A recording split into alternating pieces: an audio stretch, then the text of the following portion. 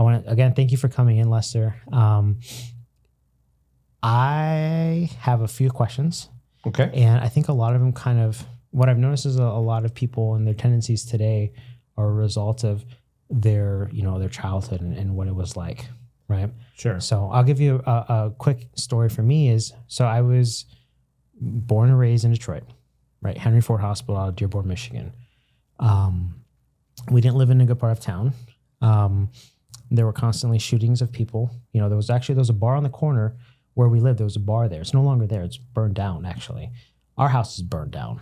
Once we left in 99, the lady that bought it, which, by the way, she bought it for $40,000. Imagine buying a house for $40,000. Wow. Yeah. So 25 years ago, you could buy 1,600 square foot house for $40,000 in Detroit, which is crazy because you buy that same house here in Arizona, you're paying $500,000. Sure.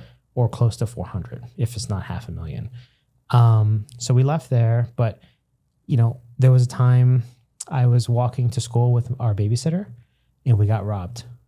They robbed like a 7-year-old kid and my older brother. So it wasn't the best of neighborhoods. And there was a lot of things that we saw and kind of grew up with that kind of made me who I am today. Right. And, one of the things that still kind of happens is when I would go to school, I would pay for my lunch, but I wouldn't actually pay for it. I had a card. Right? I had the same card. You had the same card. Yeah. Did you know what it was at the time? Yeah. You knew what it was. Yeah. I knew it was my card to pay. I didn't realize at the time that it was because my parents didn't have money. Right. And it was only until a later time, like 4th or 5th grade, where other kids were aware of what that card actually was. Because no one ever told me what it was. I just had the card, right? Or at one point, it was like a card with it was a colored sticker on the back, actually. Oh, okay. It was a green sticker on the back. And you would just show that and they said, okay, keep moving, right? There's nothing yet, just keep going.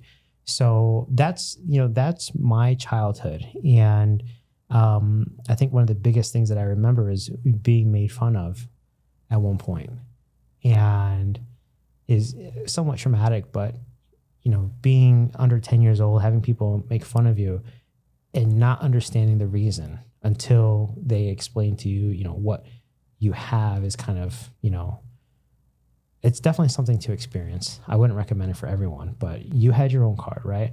And so that was kind of my childhood. Both my parents, they're still married.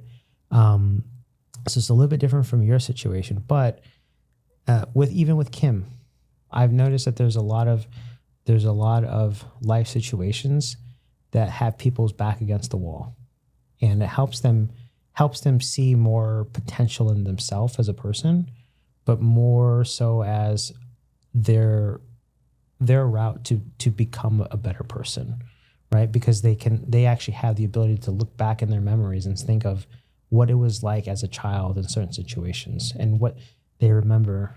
And I would argue that it motivates people to be better than people that didn't have those same experiences.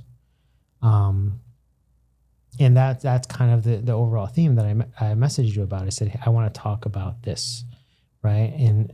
And this is something that Kim and I talked about, right? And it was hard times create strong men. Strong men create great times. But great times then create weak men. And then the cycle continues. So based on the research I've done,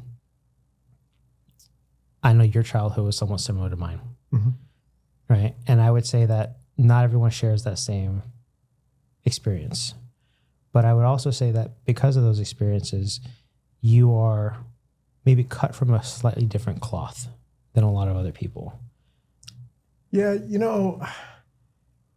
and maybe I just look at it too pragmatically, but just by way of a little bit of background for me. So I'm half Japanese, Okinawan specifically. So that only matters to Japanese and Okinawan people, by the way. So, and then my father, kind of stereotypical American, was in the military, right? And so met my mom. I have a half sister and a half brother. I've never met my half brother. We all have different fathers. So, but then the last time I saw my dad, and he's been long been dead, was when I was 3 years old. So I grew up with my sister's dad, which at the time I didn't know was actually her dad and not my dad. So that was the confusing part for me. But it was then my mother and we moved to Arizona in 1980. And it was just her and I, right? And so... And a bunch of dirt roads. Yeah, a bunch of dirt roads. And so, it's quite the difference back then. And so had a short stint with my aunt that didn't work out. And then, so we wound up basically moving into Section 8 housing, right? And so that's kind of what you'd done your research on me. So grew up on welfare and food stamps. We didn't have a car at the time because my mom was epileptic, although I found out later as I got older, she didn't self-medicate properly. So she could have probably driven if she had done so, right? But do you think that she knew that? She knew that. So she purposely didn't medicate so that way she wouldn't have to drive? No, I don't know if that was the motivation, but she, for whatever reason, had a challenge and every so often would just be convinced that she didn't have to take her medication. So I don't, that's my assumption along those lines. I'm reasonably confident she didn't do that just so she wouldn't have to drive. But, it's funny you say those things about like, maybe being cut from a different cloth. I think it's all this, from my perspective, it's all the same cloth. And maybe this is my attempt to oversimplify situations, but I'm of the opinion, like in my case, and there's somebody that I know that had a similar upbringing, if you will, with different outcomes. And I think it's one of those situations where you either just accept reality and just go along with it, or you find a way to be successful regardless of the cards that you're dealt. And so in my instance, I think that was the case.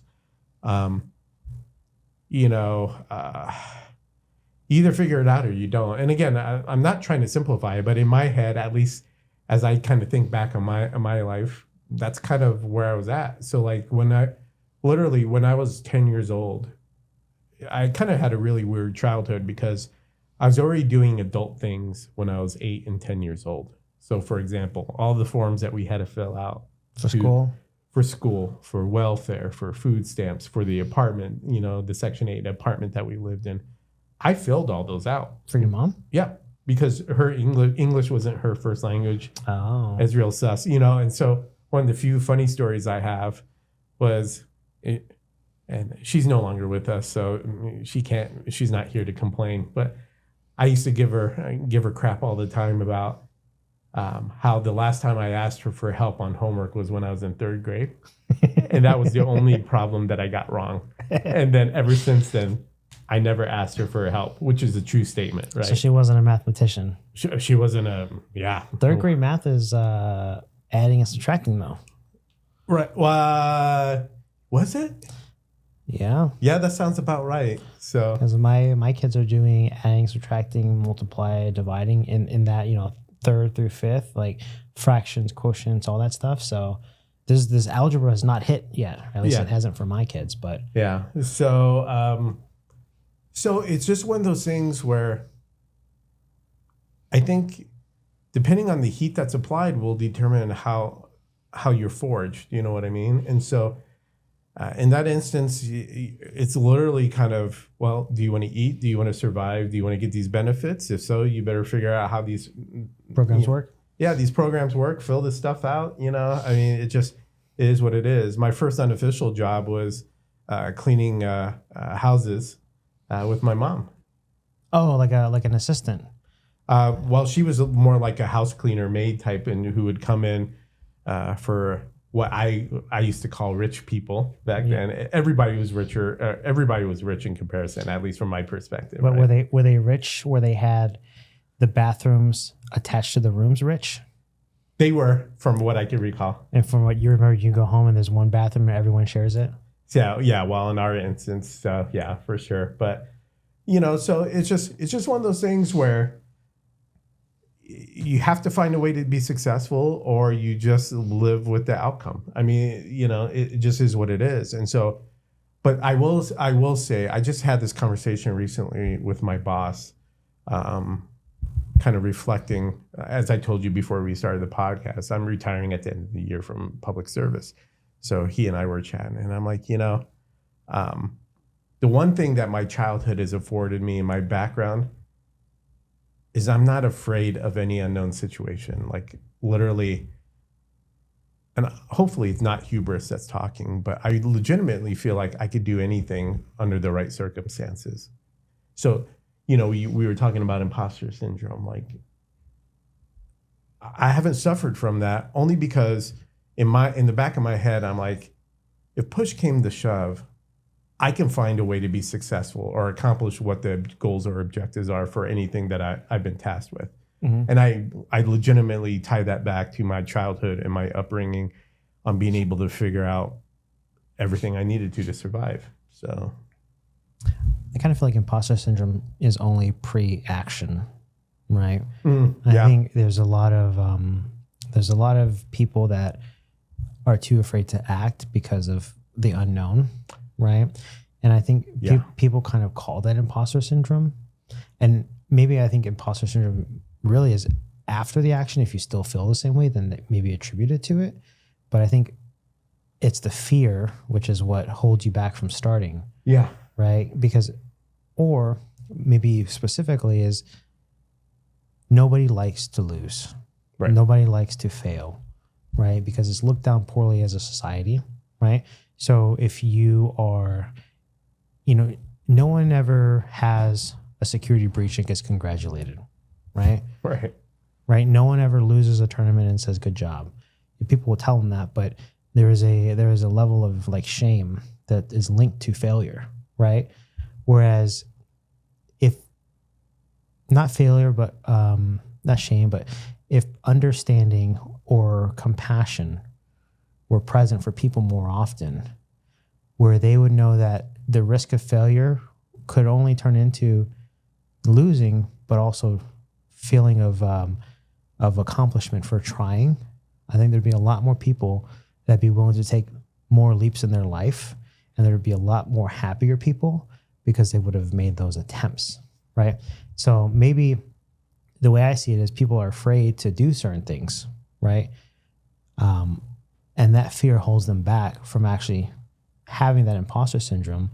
But the imposter syndrome starts once you're in the door, because now you are the imposter. You were in the building versus before there's a fear of, getting in the building, right? So maybe you're just more fearless too, right? I think that's a really good observation, and it's just funny you say that. In every position that I've had, there's always been that element, but like IT in particular, nobody wants to stick their neck out first, but it's easy to criticize and critique and provide constructive, even if it is constructive criticism on something that's proposed or pitched, right? Yeah.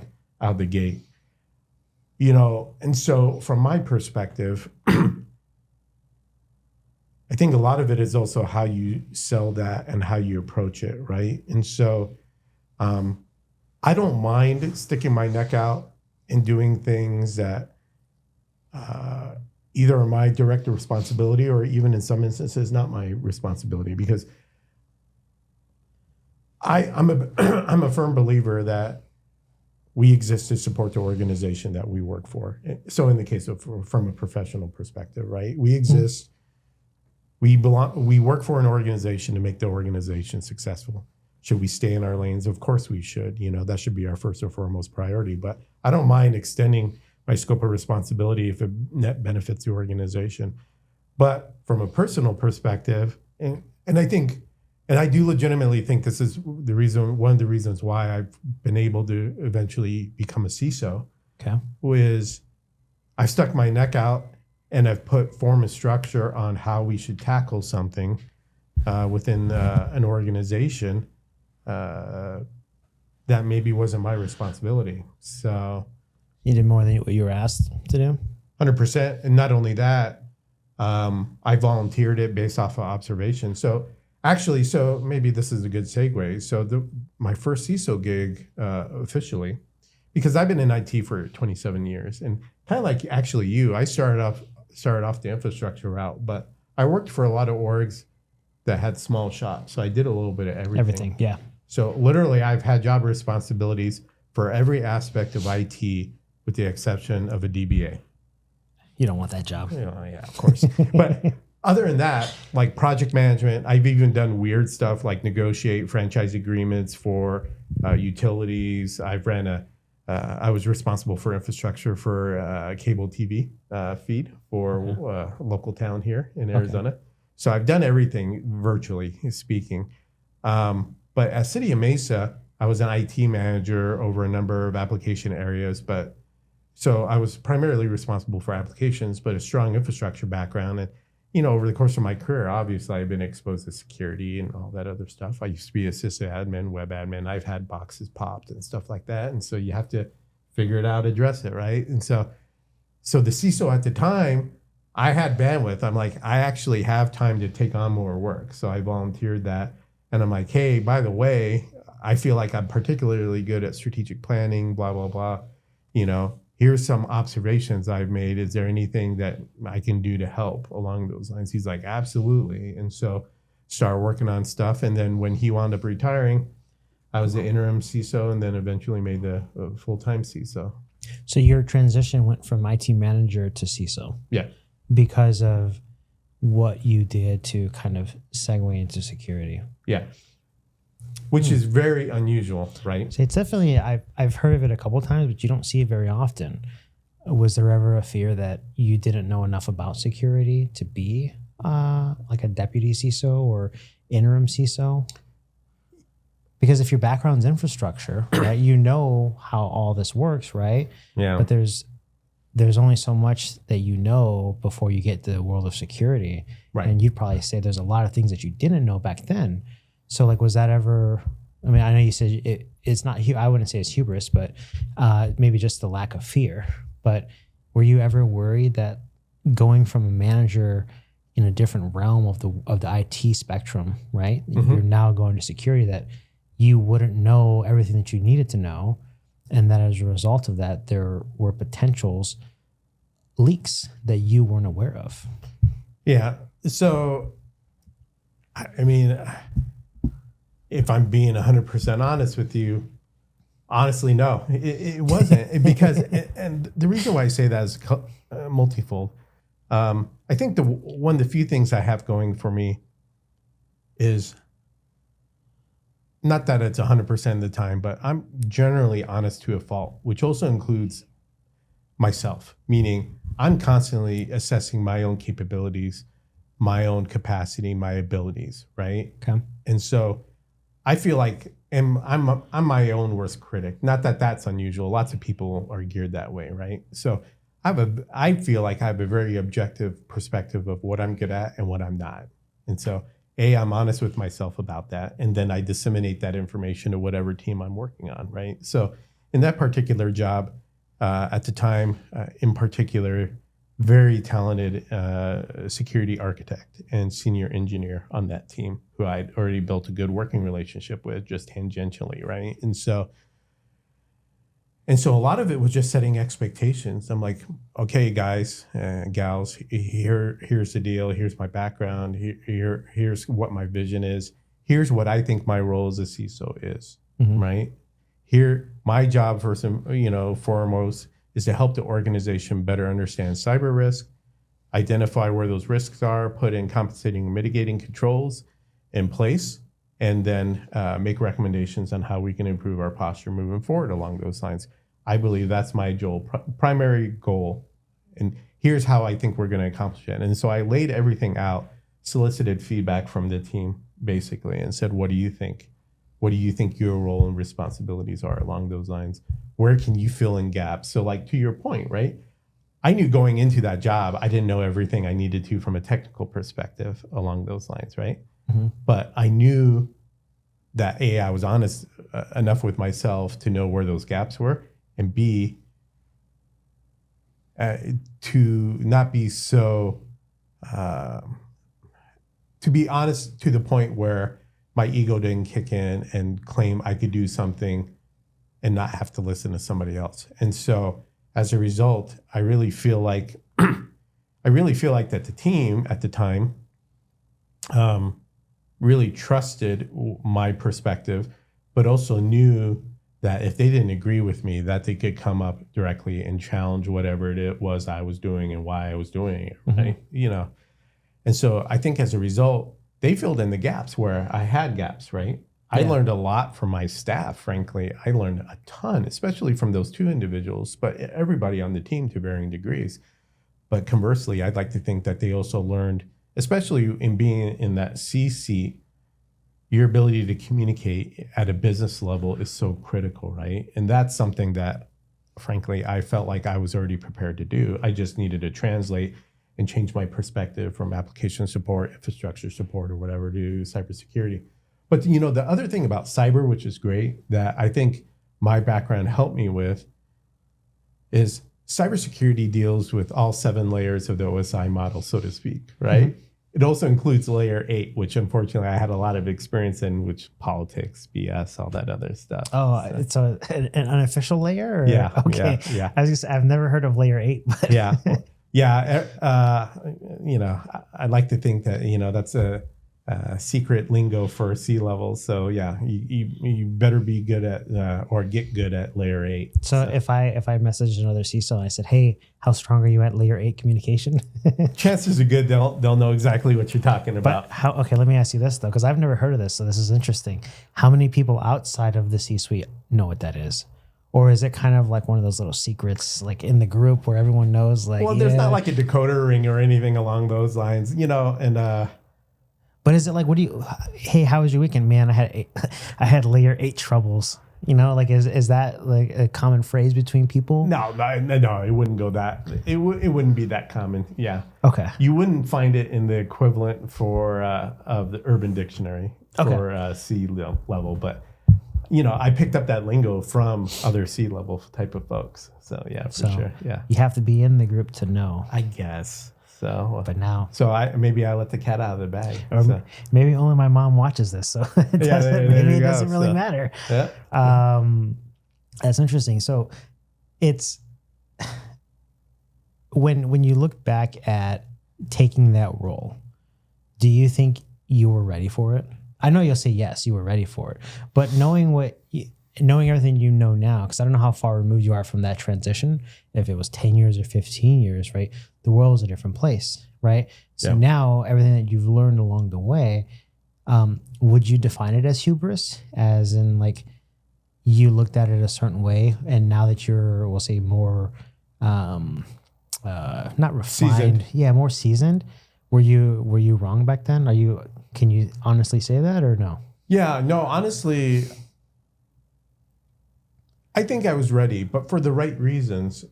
And I define right reasons by not coming into the job thinking that you know everything that you need to know and that you don't need to lean upon others and you don't need to be self-critical, right?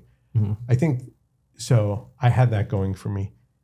And the other thing too is I can only speak for myself. I can't speak for Mike. I can't speak for, any other CISO or C-level for that matter. But in my instance, my North Star has always been what's best for the organization, right? And so as long as I'm doing what I genuinely believe is best for the organization and is ethically sound, that's the other component, right? As long as I'm adhering to those two sort of things, everything from my perspective, everything else has figured itself out, right? And so what do I mean by that? So an example is, I won't go into details, but in this role, you have to have difficult conversations, especially from a cybersecurity perspective. With internally or? Internally, externally, and everything in between, right? Because ultimately, everything is about cyber risk is really what it comes down to.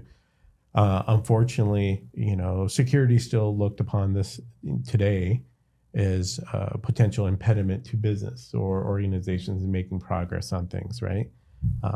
Part of our job as CISOs is to educate that we're actually business enablers, But the way we define business enablement also extends to helping the organization identify where there's risk and put compensating, mitigating controls in place so that way they can move forward in a secure fashion at that reduced risk level, right? Yeah. So that's our job.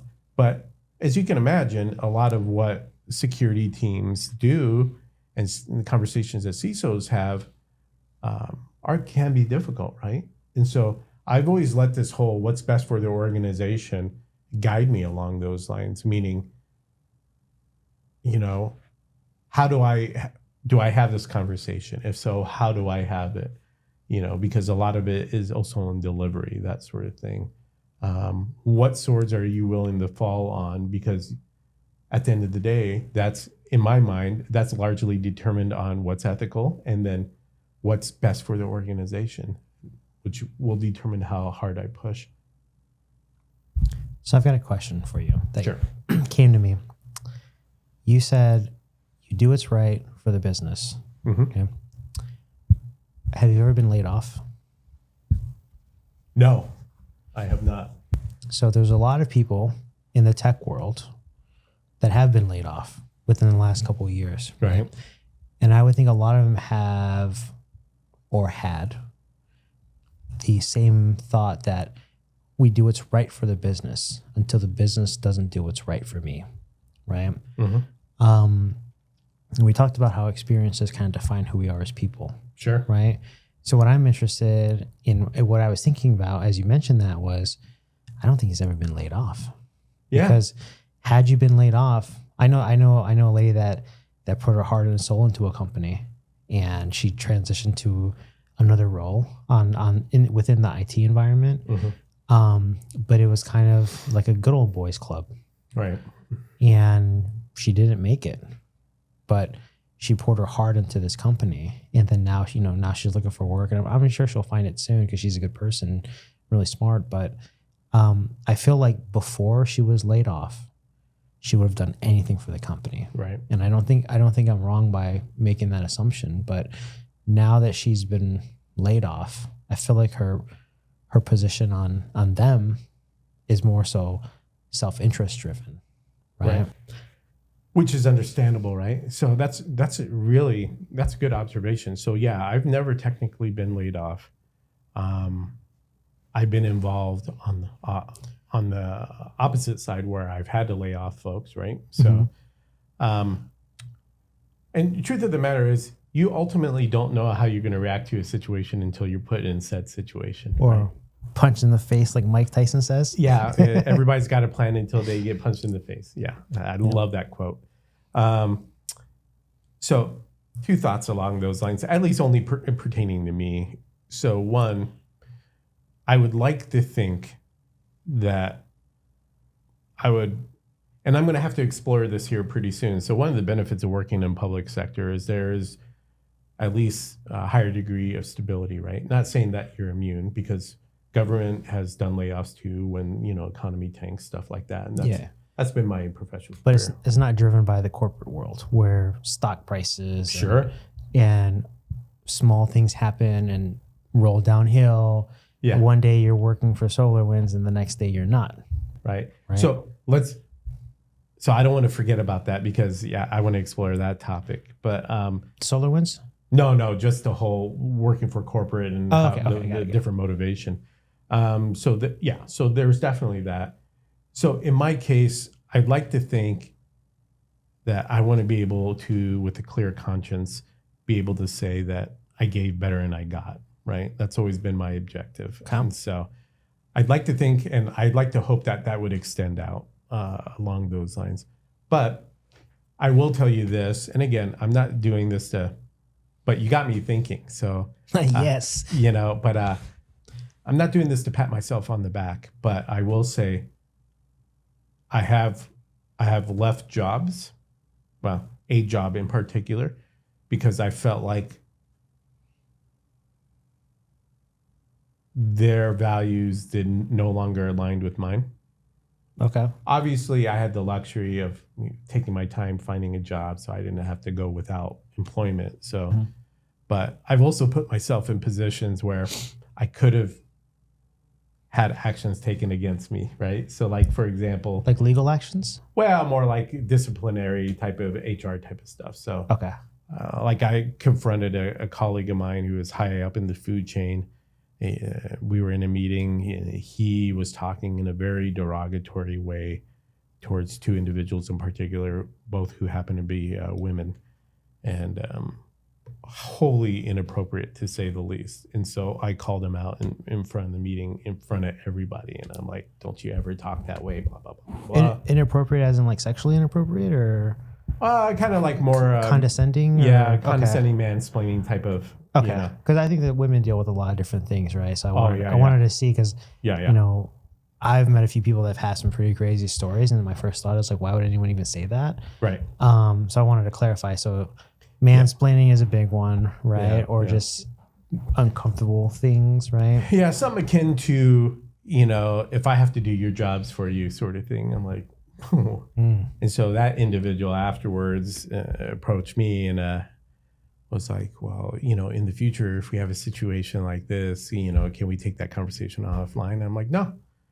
If you wind up actually doing the same thing as you just got done doing, the outcome's going to be exactly the same if I'm there, you know? So everybody's, you know, you got to take a position and, you know, and I'm not saying that people who have been laid off and depending on the organization and depending on the situation, shouldn't be cautious, shouldn't be wary, reevaluate where their priorities are and how much they want to give to an organization. I totally understand that. So, and again, I'd like to think I would respond in a certain way, but you know, I fortunately haven't been through that process, but you know, I'm reaching that point now where I'm going to go on the other side and look at private sector. And so I know I'm much more of just a commodity as opposed to, you know, maybe somebody who's valued more than just a widget. So, yeah, I think there's a lot of people that have, especially nowadays, right?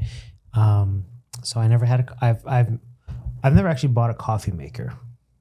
Today was the first time, which I appreciate. Thank you very much. And so we've had a Keurig, but that's because my wife wanted a Keurig. I don't. The drip coffee that my dad used. So when I was growing up, my dad used to have a red Folgers cup that he would keep in the pantry. It's like a big tub, right? And it had the black top on it, and it's a Folgers, right? And every morning he would wake up around 4 or 5 in the morning, and he'd go downstairs and he'd get coffee and put it in the machine, and then he'd go get ready for work.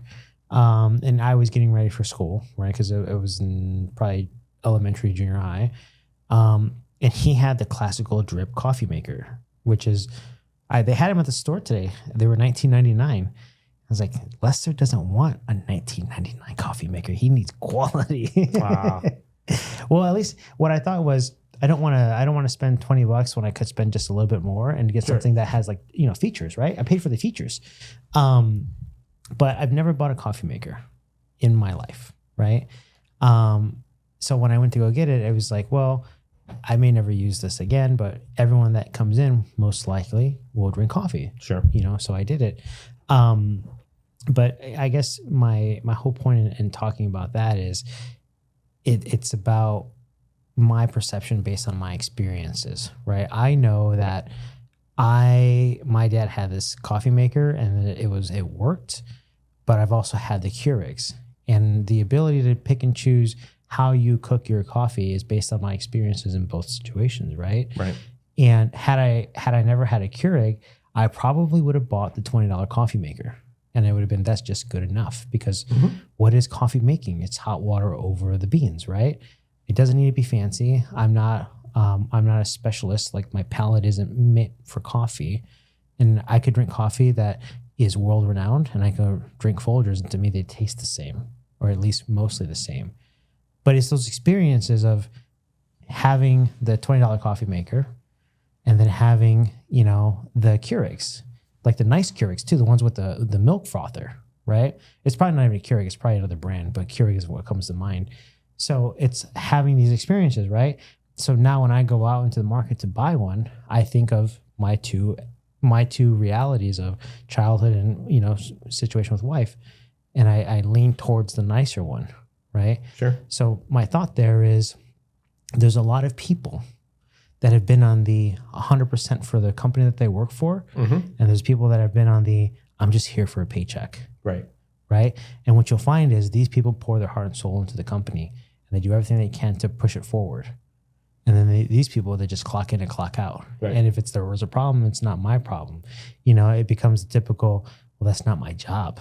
Right. Right. And what you find is when people say it's not my job, what do they say? If I have to do your job, right? It almost, so that person that you had mentioned that you spoke with was probably on this side of the spectrum, because from his perspective, he looked at it as, I have to do something for you now, right? Whether he was or wasn't isn't the point, but the perception of it is his reality in that situation was, I have to do your job now, and I don't want to. I don't get paid to do your job. They're not paying me for you, so you need to do your stuff, right? And it's interesting because what we have talked about in the past, not you and I, but like Kim and I, was accountability, right? And there are organizations where there's a lot of layer 8 OSI travel, right? There's a lot of moving on the OSI layer 8 network. And then there's some that there is an expectation of transparency and honesty. And what that turns into is people that are more push more towards the success of the business than self-interest, right? Because there is no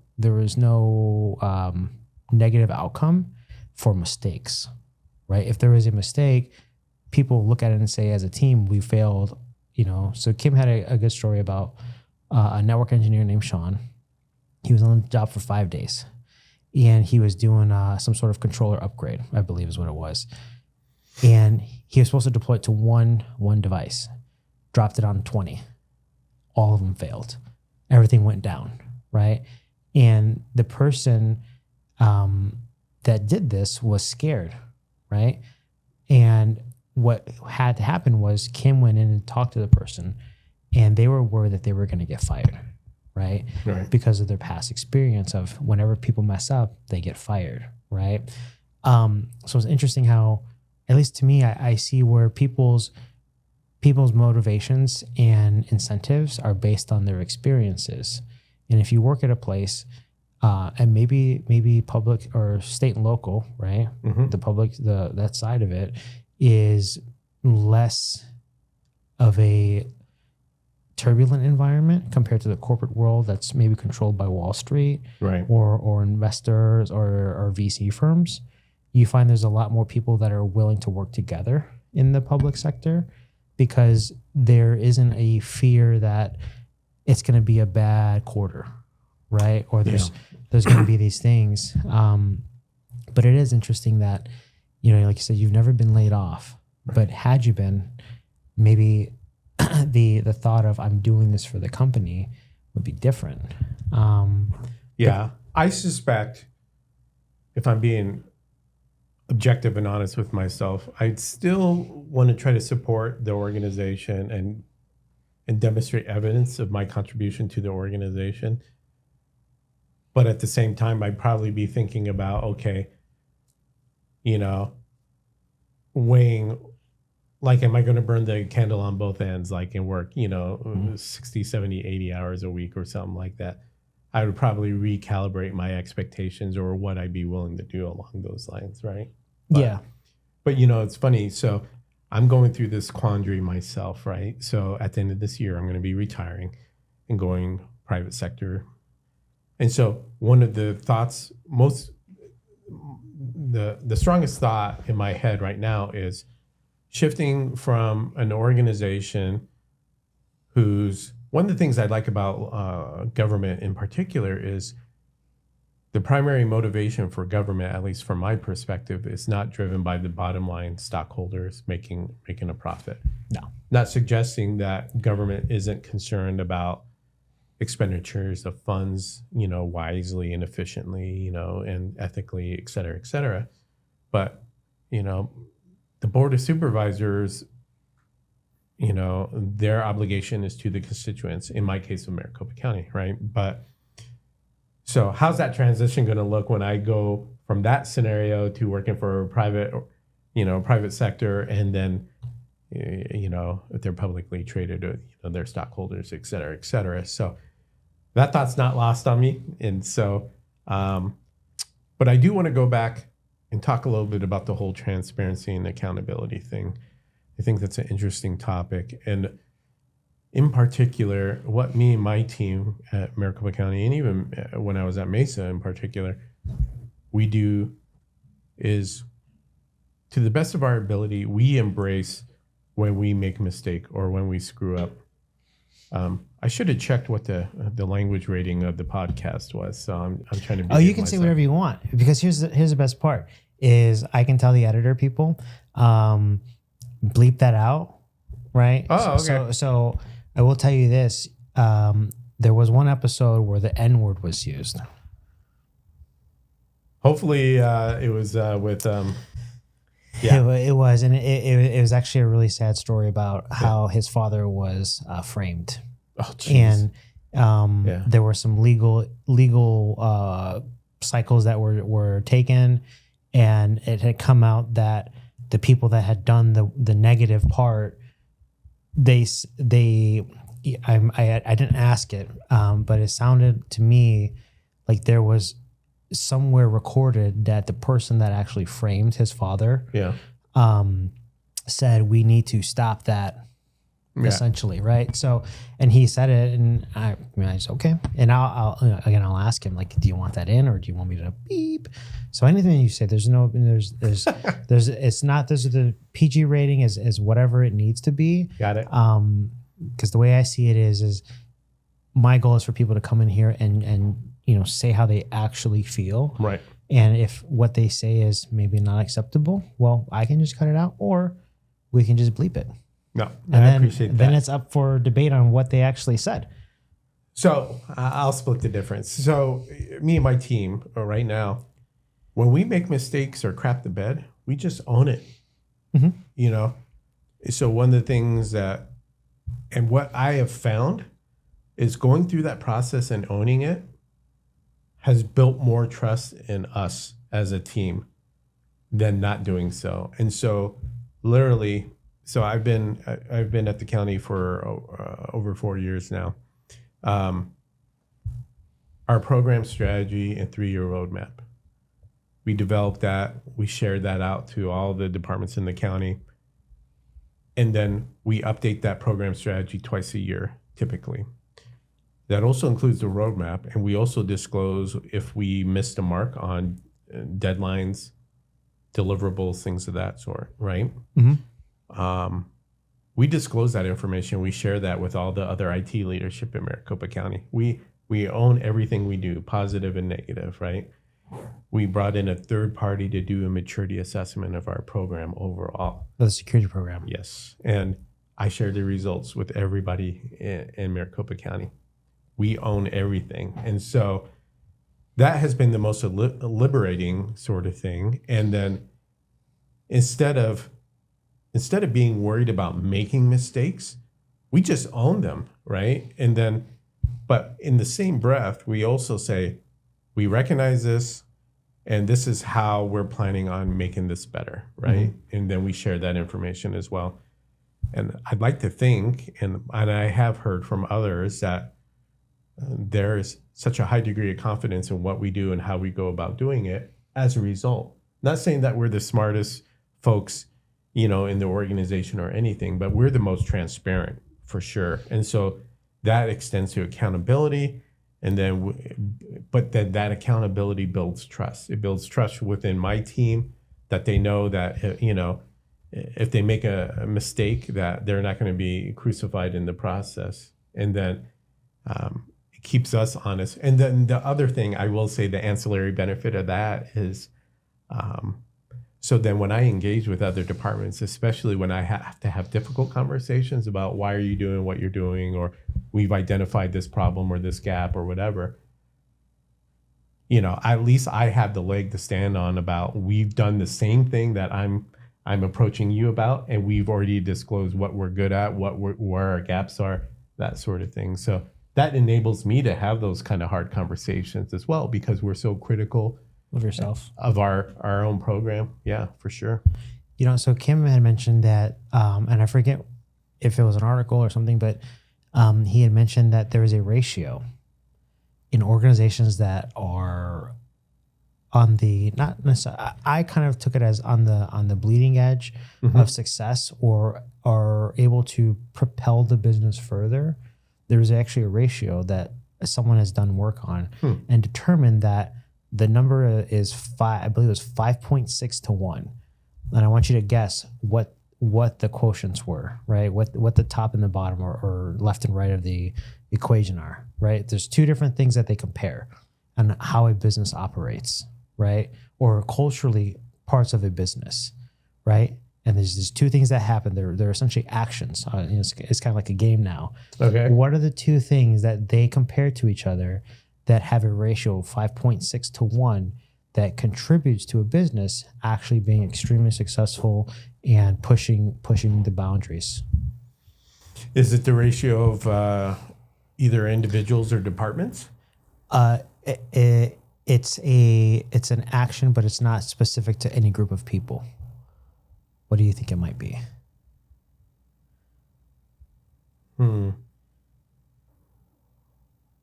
Reporting, proactive reporting, or disclosure? Close. Okay. So I'm going to give you the answer. Okay. Because we can't just guess all day. I'm sure you get it, but once I tell you this, you're going to be like, it makes sense. And it's actually it aligns with everything that you've said so far, right? And it is the ratio of the amount of positive feedback, positive reinforcement, congratulations, to criticism. Oh, okay. So the less criticism that you have as an organization, or less as a byproduct of accountability, of everyone's accountability personally and as a team, as a division, as a group, as business units, as a company, right? Culturally, like it starts at the person, right? At the person level, and then extends to the teams or groups, teams, and then further until the entire business is in the circle of accountability. So there's that. And then the other part is when everyone holds each other responsible and accountable for their actions or the results of their actions. For example, Kim had mentioned that in one of the places he was at, there was a risk tolerance type of assessment that they would do. And they would say the different units of the business, sales, marketing, whatever, wanted to do something. Well, if you wanted to do something, you had to go through security. And if you went through security, you had to have either you accept the risk or you do what's required to mitigate the risk. Sure. And there were a lot of cases where people, one person in particular, would rubber stamp everything approved, right? And eventually there was an incident. And with this person with the rubber stamp, as Kim described it. And what do you think that person actually did when it was brought to the attention of the CEO? Did they take accountability for it or no? Oh, I'm sure they didn't. No. Yeah. They blamed him. They pointed at, sure, that's the guy, right? And it wasn't Kim. I think it was another gentleman that he was working for that was one of his mentors, if I remember correctly. And he had this paperwork that was signed and dated, stamped, that the person that was making the accusation said, I accept responsibility. But when it was time to fall on the sword, the accountability went away. Right. So it's unfortunately it's not always a business cultural thing, right? There's a lot of pockets of people. Oh yeah, 100%. That don't take responsibility, right? Myself, I have a hard time saying sorry. Okay. And I know that. And I'll give you a really good example. Something that I found out years later is I was working at a bank, right? And my boss at the time, he's actually a good friend of mine. We talk about watches all the time, and he's a big watch collector. I noticed your watch. I have a little special factoid about mine. Do you have a JLC? No. What is that? So you're from Detroit? Yes. So this is not in the same caliber as your watch, but this is from a micro brand called Detroit Watch Company. DWC? Yeah. Oh, okay. Is it like IWC? Well, not as large as IWC. Well, IWC is owned by a bigger company, right? Yeah. I'm gonna have to look at that. Yeah. Okay. So, I'm a big watch guy too. I figured. I've got a few different watches. I've got a lot of special watches. But so back to the story, I was at a bank and I was at a teller. I was a teller at the bank and I was in college, at ASU. And my boss, he was a branch manager, and I had worked with him because he'd done banking for my parents. And they met him one time and they said, hey, like my son's looking for a job. What do you got? Oh, I'd love to hire your son. I walked in, he hired me, right? So I was his teller and I worked for him for almost probably 5 years, right? While I was in school, like high school and school, at least 4 years, maybe 5. But there was one time there was a certain point where he would always go out and he would always go smoking, right? And he would always go do that. And eventually it got to the point where he wasn't there. Like he would come in and he would leave and he'd be gone for a little bit and then he'd come back and I had to do closing stuff. And there were some times where we would work together on Saturdays because the branch was open on a Saturday. And I would work, but sometimes he would leave, right? He was just always smoking. And then, one day I said something to him, and it was in an email, and I was obviously younger, and I sent him an email and I said, look, if you weren't busy smoking all the time, maybe we would get some of this stuff done. Right. And yeah. The worst part about that is I sent it to everyone in the branch. Oh, geez. So I called them directly, like how you did with this guy. We're talking to the women, right? I called them out in front of everyone. Oh man, I dealt with the wrath, right? And I never said sorry, right? I don't think I ever said sorry for that. But what I came to find out years later was his wife had cancer. Yeah. And he was going because he was, like, I'd imagine, stressed. Sure. Yeah. And he was always going out, and it was his way of kind of, just there's a lot. He's dealing with a lot. Sure. And I felt like a giant piece of shit, right? But it's one of those things where, like, even at the time, not years later, but, like, at the time, people are like, oh, you just got to say you're sorry. I'm like, no, I will never say I'm sorry. I think as a trait for myself, I tend to think about things in like chess, right? Like, sure, there's a lot of this or that, or these moves create this situation, right? Mm-hmm. A lot of things in my mind are kind of structured in a way that I can see multiple outcomes, right? So I'm never really sorry because it's been calculated, right? At least in my head, is how I see a lot of problems that I deal with. And I have a hard time just saying sorry to people, right?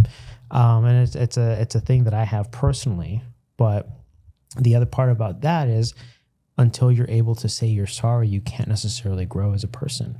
So had I been in IT and had I been a manager, I probably would have been like that person that Kim mentioned, where they put the blame on other people, right? Now getting older and kind of talking to people like you and sure, other professionals, you kind of learn that there is nothing wrong with being wrong. 100%. Right. Right. But I had never been in a role where being wrong was okay. And I think as a nature of that, where when it's not okay to be wrong, or it's not okay to speak up, you create this wall. Right. As a person, right?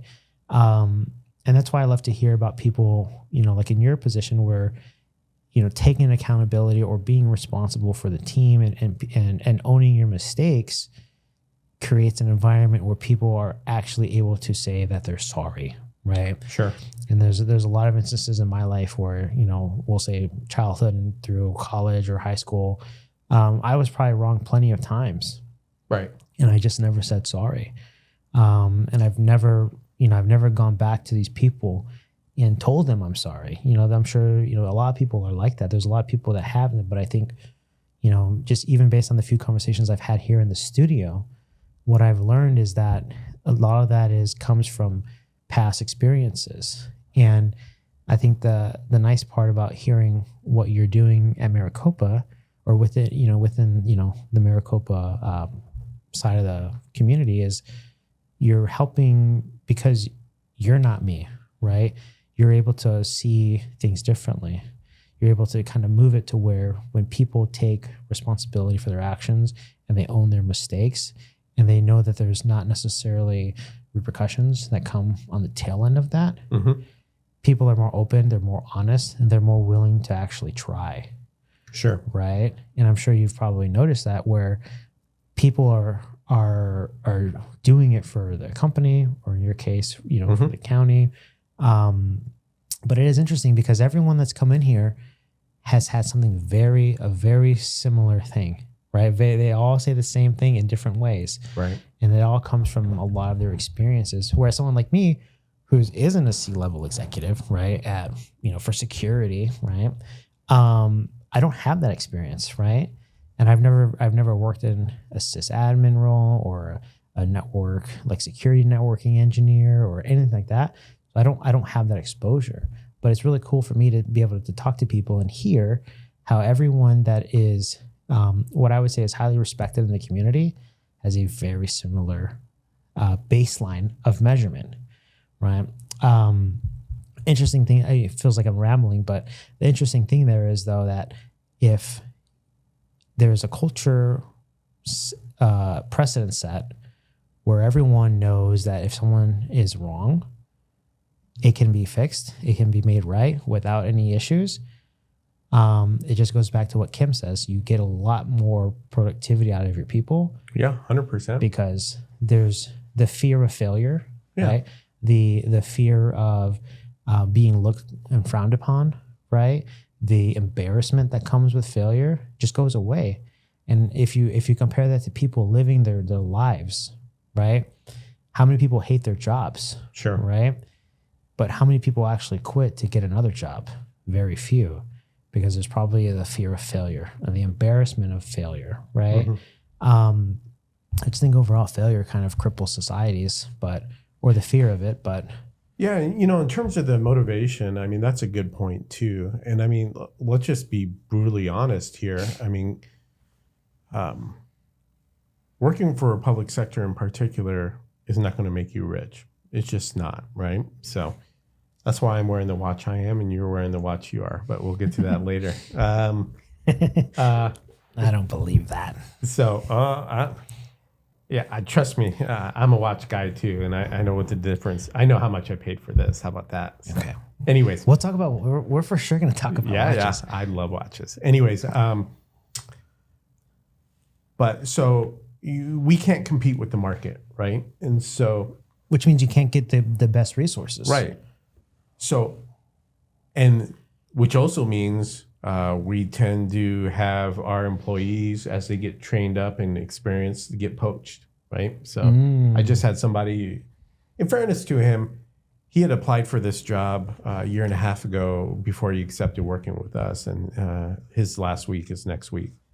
This vendor called out of the blue and had his application, right? And offered him a job, and he couldn't pass it up. And he's got a young family, so he's got to do what he's got to do. So he's a great guy, great employee. So I wish him the best.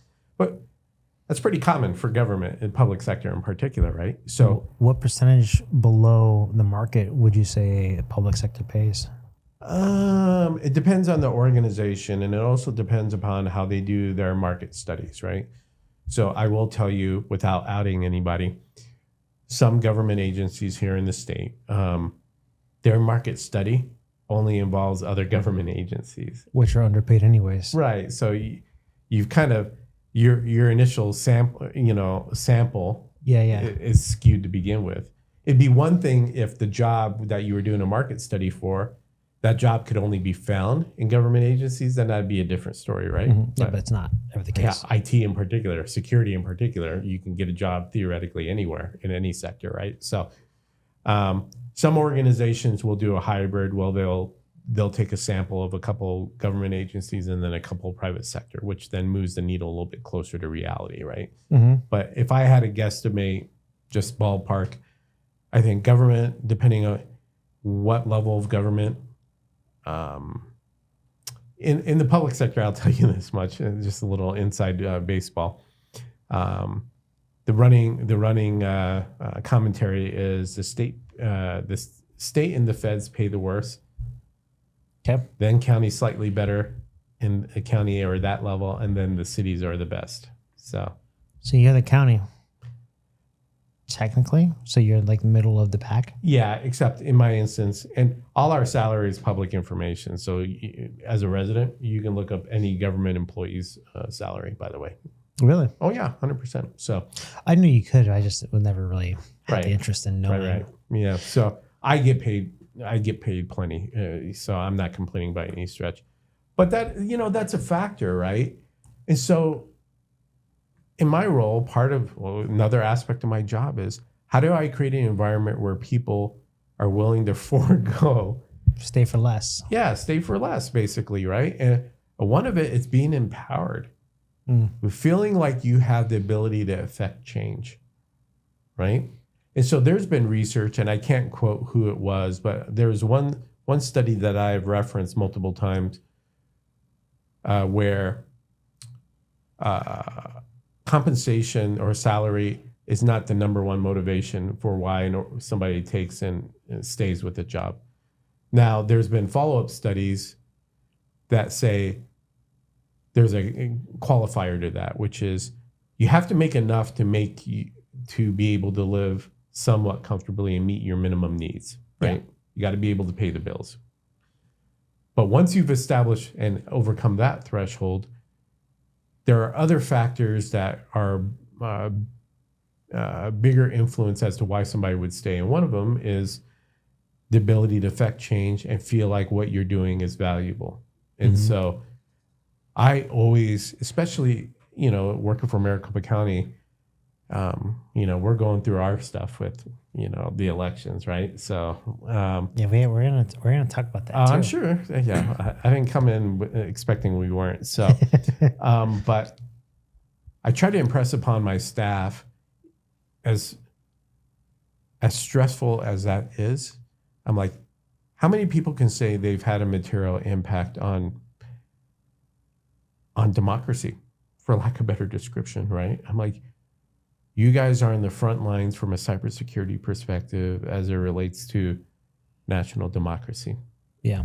And I'm like, and I've literally, on the flip side, so I've had conversations with Fortune 100 CIOs and CISOs, and I've had multiple ones of them who make X number times what I make, tell me that they would never want my job. Really? Oh yeah, 100%. So you're doing like God's work, right? I mean, I'm doing somebody's work. Yeah. So doing somebody's work. Yeah. So it's but being able to say that you've had a direct influence on something positive that impacts, in our case, the 4.6 million residents of Maricopa County, and then even having a bigger impact on a national election or democracy level. I mean, that's something not to sneeze at. And then, I take a lot of great pride, and I hope my team does too, because they were really awesome, and they're doing somebody's work for sure. You know what I mean? Well, you had mentioned how it's so many times more, right? So I imagine it's 6 figures versus 7 or 8 figures, right? Especially at a Fortune 100 company. Right. I know some C-level people, and some of that's public information as well, right? Right. Sure. Public in the sense of pay versus stock. Right. And Yeah. it's kind of, we only pay this much. Like, what about all this, right? What I find interesting with that is you pay less, right? You pay less than everyone else. Sure. There's more, we'll call it security, right? And job security, not security, like cyber security, more job security, potentially, right? Right. Or comparatively, right? Yeah. All things being equal, I think it's a very safe statement to say that public sector, from a continued employment perspective, is significantly more stable than the private sector. Yeah. No doubt about it. So you have that. But you get paid less to do that. Sure. Right. And you get poached all the time. So it's almost crucial that you have a place that people want to work versus a place that they want to go to work. Sure. Right. Because most people don't like to go to work. Right. But not everyone wants to go to work. Right. And I think the distinction is, if you have to go to work or if you want to go to work, where you want to go, people will take a lot of a lower pay compensation because they don't have a boss that micromanages. Right. Right. Yep. or they might leave a place that pays more because they don't, they can't take their kids to do stuff in the middle of the week for school. Work-life balance, et cetera. Yeah, absolutely. But if you're paying less, right, and people don't know the environment that you've kind of created where it's more of an empowered environment, like how do you get more talent? Like I think the issue already is that most people know before they even apply that it's going to pay significantly less than what they're getting in the private sector. Sure. Right? So you're kind of you're walking uphill on the compensation battle. Mm-hmm. So and you mentioned this person's leaving. Like how much harder is it for you to find people than it is? Well, first of all, we'll say this: everyone that's hiring has some sort of stipulation on what's required for the role, and usually entry level roles aren't actually entry level. Yeah. Right. Right. 100%. And so there's that issue, right? Would you say there's more forgiveness or more understanding from the public sector that would allow people to come on board faster to get involved with cyber? Or are you guys in the same boat where we'd love to hire a new college graduate, but we'd like to have some experience? Like it's like this chicken and the egg situation for a lot of people. Right.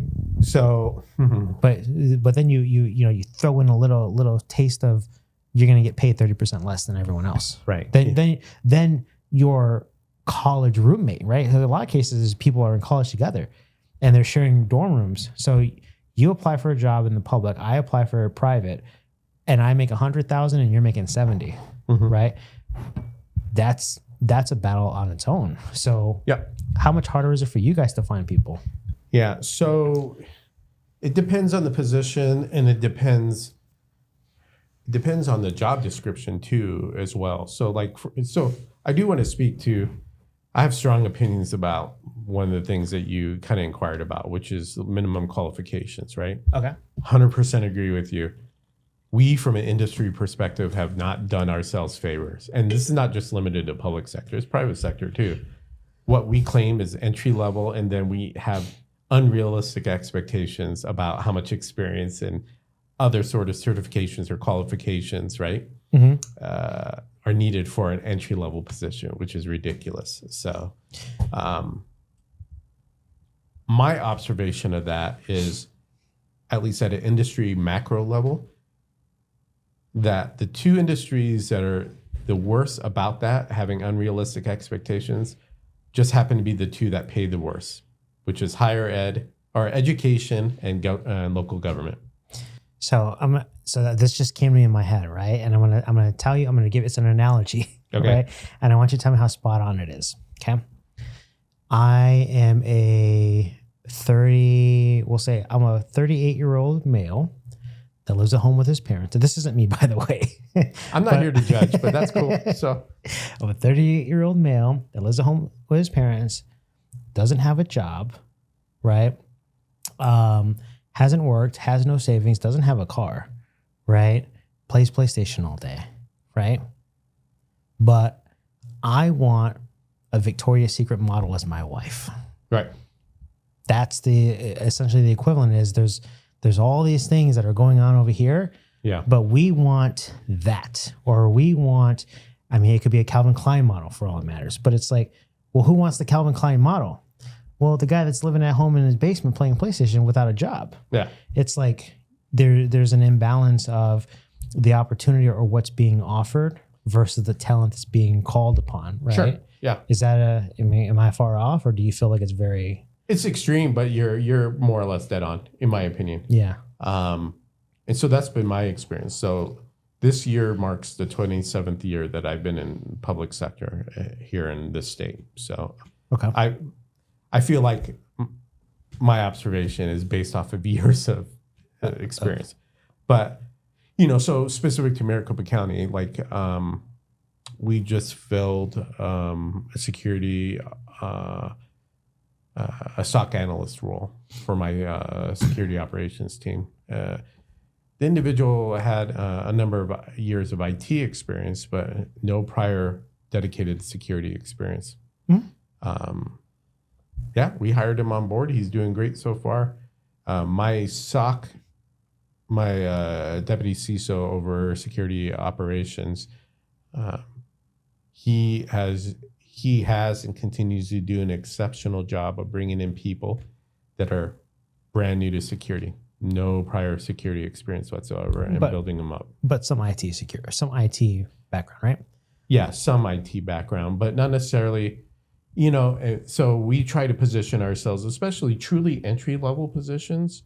Our job descriptions do have equivalency clauses in there, so you don't have to come in with a BA degree and 2 years of experience. You can have a couple years of college and a couple certs or 6 months of experience or some combination thereof to meet the minimum. So we try to address that, right? In terms of trying to make truly entry-level positions truly entry-level in terms of expectations, if that makes sense. Yeah. But so this is something Mike and I talked about too. And my answer to him was, but the system is broken, right? And I'll tell you what I mean by that is you're not the person that's looking at these resumes, are you? Yeah. And so that depends on the organization and the situation. So not to split hairs here, but so these are conversations that I've had with multiple HR departments, right? So depending on who does the initial screening, for example, will determine that. So I used to run IT for the town of Queen Creek, just for example. Just a little known fact, I was their first full-time IT hire. So prior to that, they'd contract somebody out to come out once a week and do desktop support. Was this in 2005? When was this? Yeah, it was. Because Queen Creek wasn't a thing till at least 2005. No, they were incorporated before then. Well, they were, but where are you going? To Queen Creek? You going to go down Rittenhouse? Yeah. You're going to go one way in, one way out? Or so I started in 2003. Okay, so it was around the time when Queen Creek, people realized you could buy a house for $150,000. Oh yeah, 100%. So I believe at the time the population was around 2,500, just to give you context. Okay. So I was the first full-time IT person hired, and then I built the department from there. I had an agreement with HR that I would screen all applications that would come in. It was just easier, more efficient that way, but I had more granularity. I've been in other positions where we don't necessarily get the first pass, right? And so I do have say over what the job description to a certain degree has, right? And then sometimes you have to negotiate with comp and classification, et cetera, et cetera. So it's kind of a slippery slope, but we do try our best to put that equivalency in because, and this is coming from somebody who's adjunct faculty too. And I'm a firm believer that while it's nice to have a college degree, it's not a direct correlation on whether or not you're going to be successful in any role, whether we're talking about cybersecurity or anything for that matter. You and I were chatting before we started. My undergrad's in music. Yeah. Now granted I have a MS in technology, but that was more out of necessity because when I graduated with my music degree, I'm like, oh, what am I going to do now? Teach music. Yeah, the one thing I didn't want to do, right? So teach kids. I'm like, I got to defer my student loans, man. I got to go back to school. But literally, that was the thought process that went through my head. How much student loan debt did you have when you left? It was actually, all things considered, is relatively low.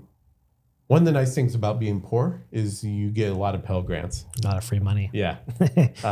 Or the Pell Grant or there's another one with a P. I can't think of it. I applied for it. So, I got Pell Grants, and then later on, I got a couple of music scholarships and stuff like that. But then I eventually, my first IT job, I was a student worker at ASU. And so once I became classified staff, then I got the tuition break, right? So then a majority of my master's program was paid for through the fact that I was an employee. So would I be wrong in saying you didn't have good grades? Oh, you'd be 100% right. I had horrible grades. So yeah. And so to your earlier comment about how experiences shape our belief and kind of our background, that's why I believe what I believe. Because literally, I just knew the right person to get my entry-level job, at the College of Engineering and Applied Science in their help desk. You know what I mean? Yeah. I was wrapping up my music degree at the time, honestly, and I was able to get the job. And so I don't think a college degree is an indication, immediate correlation to success. I think it demonstrates that you have the ability to finish something once you started, right? But other than that, I don't think, like cybersecurity in particular, you don't have to have a college degree to be successful. And I also believe the degree that you have or the background you have doesn't have to be necessarily technical in nature either. So like one thing that I've noticed, I wish I had more of a psychology background, if I'm being honest with you. So you know how people work? Huh? So you know how people work? Yeah, and it would help me interface and better understand what motivates people who run an organization as it relates to risk tolerance, risk thresholds. How can we add business value to the organization? What do they find valuable? And how can I extract that information so I could then make them more successful? Yeah. Psychology background would be great. I mean, communications. I mean, I can't begin to tell you, not to stereotype IT people, but I think some stereotypes exist for a reason. Oh, we know what right? those are. The ability to string two sentences together and to be able to write in a coherent and a clear manner. So underrated, in my opinion. There's a lot of people you wouldn't put in front of a customer, that's for sure. 100%, right? Yeah. Right? And there's nothing wrong with that. It's just how people are, right? But yeah, cybersecurity, like we've established, is layers 1 through 7 plus layer 8. There is a role.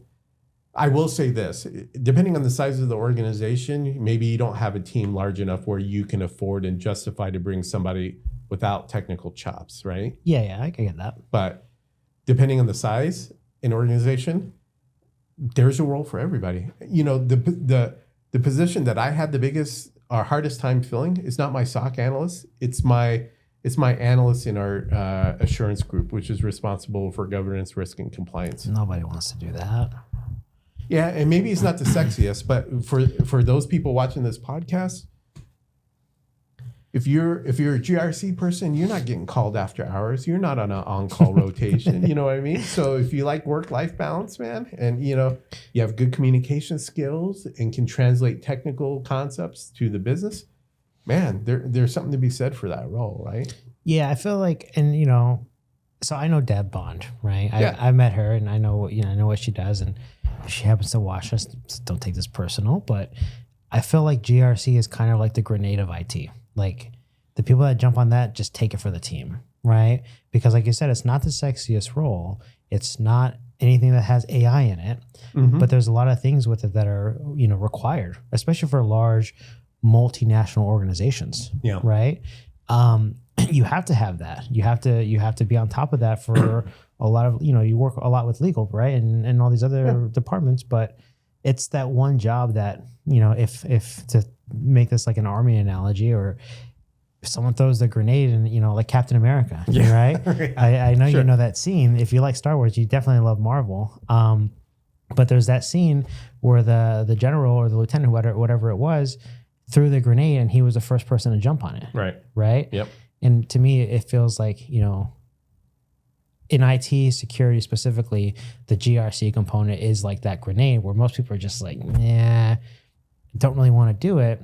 But on the flip side, there's a lot of potential by going in there.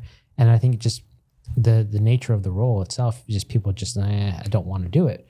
But what you're saying is that's probably one of the best places to start. 100%. I mean, the conversation, so our security program at the county has evolved over time. I'll go out on record and say this, out of my 4 areas, so my team is divided up into security operations, assurance, engineering, architecture, and governance. And that's how we've broken up our functions. Our security operations team is the most mature, hands down. But, they do a lot of threat hunting, investigations, but, they're reactive in nature. And that's just the role of security operations, right? And my conversation with my CIO and county management's, and we're very good at reactive, but I got to assume that you would much rather nip problems in the bud before they become problems, right? And they're like, absolutely. I'm like, well, there's your assurance side, right? And so that's the value of the organization. We want to be good at both. We want to address problems before they become problems, but we're pragmatic enough to know that we're always going to run into situations that we can't address proactively. And that's where the reactive side of the house comes into play. Yeah, it kind of reminds me of, at least in Arizona, there's a lot of rocks, which makes it really hard to kill weeds, right? Because usually the weeds kind of, you have to move all the rocks out the way and then you pull it, but then the dirt isn't really dirt. It's like this clay.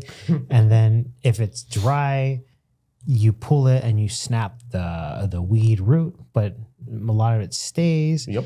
To me, like what I thought of in my head when you mentioned that is like IT is kind of like, or red teaming, blue teaming it, or hunting versus remediation, right? Is kind of like the pest control. Yeah, right. 100%. Where you have to go out there and you have to kind of proactively spray. Right. Right. And as a result of that proactive action, you have less weeds that come up, less problems, less issues, concerns. But as they do come up, because you can't spray everywhere, and sometimes, maybe what you sprayed wasn't that good. Right. What comes up will come up, but there's a lot less of it. Right. 100%. Yeah. So it's kind of like you have to be able to do both. You have to be able to hunt, but also, kind of create these baselines of an environment to avoid the weeds, right, from popping. Yeah, and what you just described is not unique, or it shouldn't be unique to cybersecurity functions within an enterprise. I mean, this is the reason why in typically larger, more mature organizations, an enterprise risk management program exists, right? Because this concept that you just described applies to cybersecurity, kinetic or physical security, reputational, fiscal risk. I mean, you name it, everything that an organization has to deal with in an ideal situation. And so Maricopa County is in the process of standing up an enterprise risk management program. And so in an ideal situation, the way I envision it is cybersecurity, me as the CISO, will feed that information to the enterprise risk management program. We'll feed what it is, what cyber risks we've identified, what our mitigation compensating controls are, how are we balancing, and what we believe based off of direction and feedback from the organization, what the organization's tolerance and risk thresholds are when it comes to cyber risk, right? But then there's all the other flavors of risk that should also then subsequently be factored in and ultimately allow the organization to A, know what their risk landscape looks like at any given time, and then B, based off the information that's being provided, allow management, or in our case, board of supervisors under the, providing guidance to the county manager, determine what decisions we need to make and how those decisions are influenced based off of that risk assessment, if that makes sense. Yeah, that makes sense. I think, what I was wondering when you mentioned it was you said implementing the risk management, enterprise risk management, program before you retire or after? So that's in process right now. And so that's been underway for a while at Maricopa County. So I will tell you this. So my program, we do have a cyber risk program in place that was ran by our GRC group. We conduct internal cyber risk assessments on the business side. So our assurance team handles that. Wow. We also internally also do vulnerability scanning, as many organizations do. But then we also do red teaming and pen testing services internally as well. So all these people are internal. Yeah. Now, with that being said, we don't solely rely on internal staff because, frankly, the organization is so large, we don't have enough staff to meet the needs of the organization. Additionally, given the nature of what it is that we need to do from an assessment perspective, we'll determine whether or not we outsource as well. So and in some instances, you don't want the fox guarding the hen house. So when we did that maturity assessment of the program, we're not going to do that ourselves because nobody would trust that, right? So we brought in a third party. But some of the stuff that the county has to deal with in other organizations is so unique and bespoke. It doesn't make sense to train staff to be able to do that at the frequency in which those assessments would be done, if that makes sense, right? Yeah, because it's not worth the expense to pay someone to sit on a bench and then come around once a quarter or once every. So we take a hybrid approach along those lines. But like the low-hanging fruit, my team will offer that. And so we'll do security assessments. We provide, static dynamic code analysis services, and we'll do cyber risk assessments from business perspective as well. So okay, but the fox is not guarding the hen house. Absolutely not. And so when you said that is internal, my first thought was like, are they really internal, or right. Because one, if they're employed for more than a year, they've know, and they're the same pen testers. They know how they got in last time. They're going to keep trying, but you kind of just like searching down a rabbit hole that you know the outcome. Yeah. Versus people that might be creative and come in with new fresh eyes. Yeah. So to that point, we went through an RFP to select a number of companies that we would engage for third-party security assessments, regardless. And then we mix it up. So we try not to lean on the same vendors, along those lines, to your point about fresh eyes and that sort of thing. So interesting thing is, when you hire these companies that do pen testing, do they do fulfillment of the product too, or no? So when you say fulfillment of the product, what do you mean in terms of? So say there is a risk that could be addressed by a certain product. So the reason I ask that is how it kind of the effect downstream. If I'm the pen tester, right, but I can also sell you Tenable, right? I have an incentive to find a route that becomes, you have a vulnerability problem, right? Or you have a patch management problem, right? And if I happen to sell something else, like a SIM SOAR type platform, right? We'll just say Splunk, right? I offer Splunk. Well, but I also offer pen testing, right? So what I was interested in hearing is, when you select these vendors, are they specialized in strictly the pen testing, or do they offer the services of remediation, right? Or potential remediation, because there's a in my mind there's somewhat of a conflict there, because if I'm looking for the keys to the castle and I find them, now all of a sudden my counterparts are aware of what they can sell you, and the information that was uncovered as a result of this engagement now becomes available to people outside of your organization, right? Because if it gets passed to the sales team, now the sales team knows, and that salesperson becomes effectively risk for you, because they have information that of your organization, or what you're responsible for.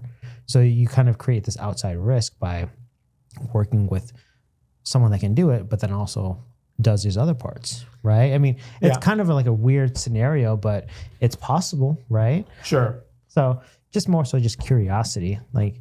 Yeah. So the short answer to that question is, specific to the pen testing services that we've shortlisted a number of companies on, our focus was more on just the pen test functionality and focusing on companies that specialize in that. Okay. And the reason why, not so much for the reasons that you denoted, like potential conflict of interest, or at least maybe the conflict of interest isn't the right word, but more along the lines of privileged information getting out. Yeah, no, not even that. And I'm gonna address that here in a second, but more along the lines of, and given your experience, I know you know this firsthand. So like certain VARs or companies you would deal with, these companies have backroom agreements with certain vendors where they prop up their technology before others, even though maybe somebody else has a better fit for your business need, right? Wait, you know about that? Who doesn't know about that? So here's what I'll say is I think to an extent that's true, right? But I think it depends. A lot of it depends on the person you're working with, right? Oh yeah, 100%. Because there are some people that are money motivated, and then there are people that are outcome based motivated. So while I would love to just pile on anyone that is in that community, for a number of reasons, I would say, you're probably right, but there are good people out there. There are good salespeople, and it doesn't happen all the time. Yeah, but it is possible. So we'll leave it at that. But yeah, I don't disagree with you. There are good people, good salespeople out there, but I know for a fact I'm right. So we'll leave it at that. You know for a fact. I do know that for a fact. So anyways, but going back to the question. But in our case, we're we try to do as much in-house, but if we're bringing in a third party, Mhm.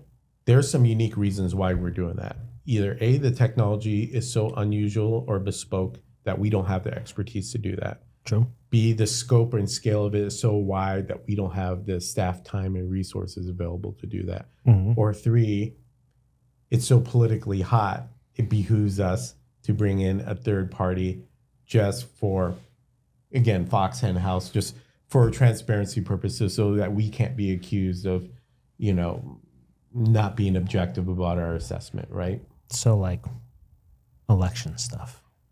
Yeah, like election stuff. Like, we'll do our due diligence, internally with security controls and things of that sort. That's just common sense. But when it comes to pure elections stuff, I mean, we're bringing in third parties, we're leveraging the vendor, that sort of thing. But the other thing I wanted to go back on in terms of disclosure of proprietary information, and again, I don't feel like I'm letting the cat out of the bag here at this point. But like I mentioned about my salary earlier being public record, Mhm. financial transaction purchases and things that the county does or any other government agency, at least state, local, is all subject to public record requests. Wait, really? 100%. So if I'm a hacker, I can go research and figure out what you own and what you don't own. Yeah. You don't have to be a hacker. You just have to put in a request. You can see what budgets look like and things of that sort, what gets approved, et cetera, et cetera.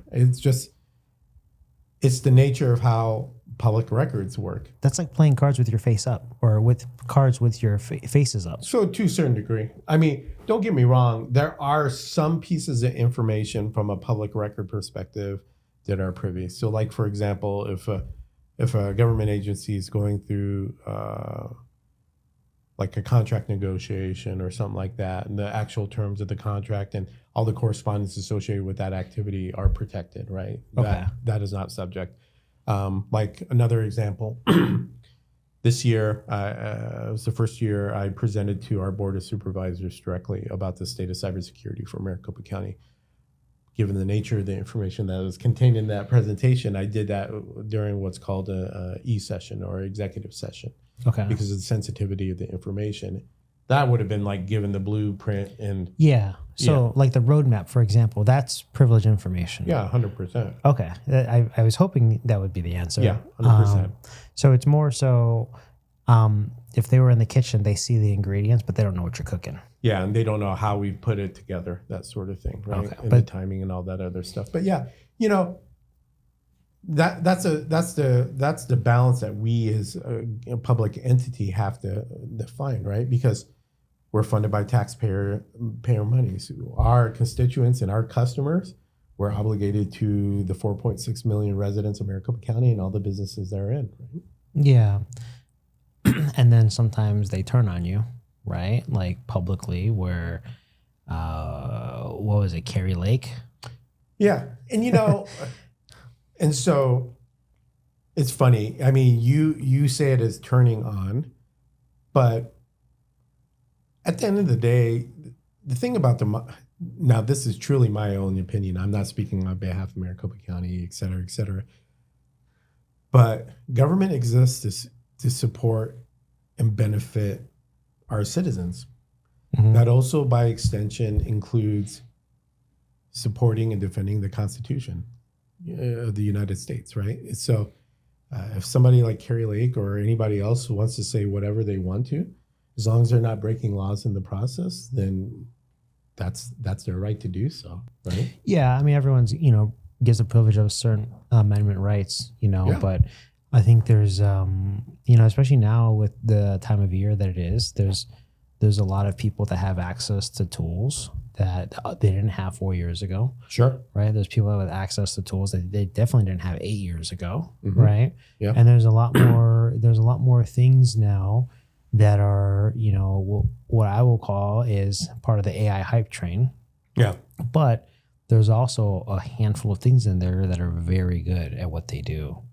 Oh, yeah. I mean, I've seen that firsthand. And so I'll tell you this, deep fakes aren't new, right? But the quality and the caliber of deep fakes have changed significantly over the last couple of years. So like We saw plenty of deep fakes as part of the 2020 election cycle, but they were pretty crappy. And You could tell. Yeah, exactly. They weren't believable. We're not laughing anymore about that, So before, they used to be very grainy video, right? And it wasn't ever really, it was all over YouTube. You could find it pretty easily. Yeah, super janky. You know what I mean? Like, did you ever see the video of Will Smith eating spaghetti? No, I did not. So there was an AI generated video of Will Smith eating spaghetti. And you have to Google it because it's fake, right? Now? Right. So not only that, so I went to DEF CON last year, and I'm late to the whole cyber security conference bit. So what do you mean the bit? Like last year was my first DEF CON that I ever went to. So ever? Yeah. How does that even happen? I mean, busy doing other stuff, man. I mean, I've gone to RSA. I've presented at RSA, and I'm going to present at Black Hat this year. But I've been to Black Hat before. But DEF CON just never made it to my radar. So I went last year, which was great experience. I attended. It was a Misinformation Village, or a presentation by a bunch of college professors. And we basically used their private during the session. So it was only accessible to us during the actual session at DEF CON. Logged in, and we used their private AI, large language model. And we were using AI to help build dis, and malinformation campaigns on various different topics. So you guys were the bad guys. Yeah, we were the bad guys. And so the point I'm trying to get at is it's not just the obvious stuff from an AI like payload perspective, like deep fakes or whatever the case is. AI is being used to help build strategy and execute or plans on how to disseminate things like dis, and malinformation campaigns as well. And I can tell you, I consider myself and my team somewhat experts in dis, and malinformation, just given the kind of crap we've had to deal with. Yeah. Like the Dominion things. Oh, yeah. And what AI coughed up, it looked pretty damn good. Pretty good? I'm not going to lie. I'm like, holy cow. Somebody's got no experience or, wants to jumpstart on, establishing a game plan on how to, spread dis, and malinformation. Like the example or the feedback I got from the AI model because of my prompts went so far as to include like legitimate, quote unquote, legitimate journals and other sources as cited material. Mm-hmm. Yeah. And so I'm like, oh man. So it's easier to create something fake than it is to verify that it's real.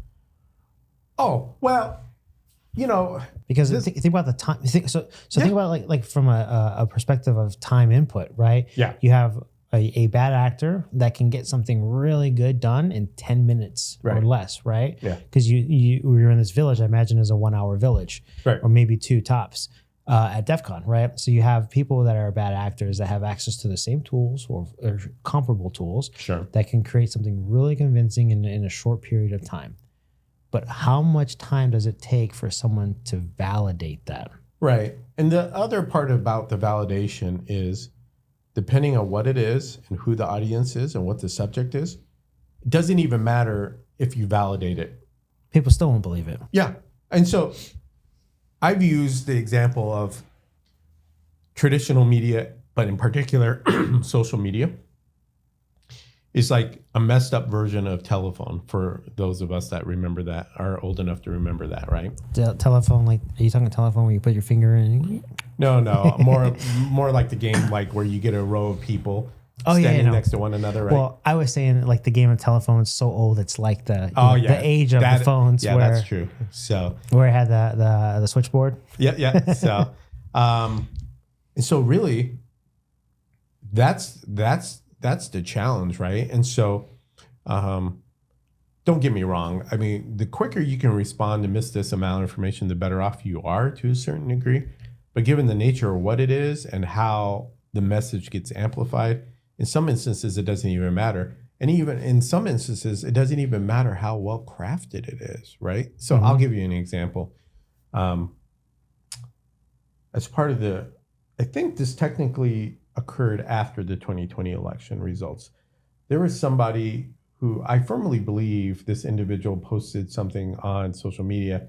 She had reposted it. So I really think this was a more of a misinformation as opposed to being intentional in nature. She just really believed what she saw and then reposted it, right? Had the conviction to say, sure, we were wronged. Yeah. Okay. But it was a picture of the space in the recorder's building where the Dominion equipment is. And so, and again, the way they have it set up, it's in a like literally a transparent room with clear walls around it and nothing's around it, and there's a rack with a bunch of equipment in there.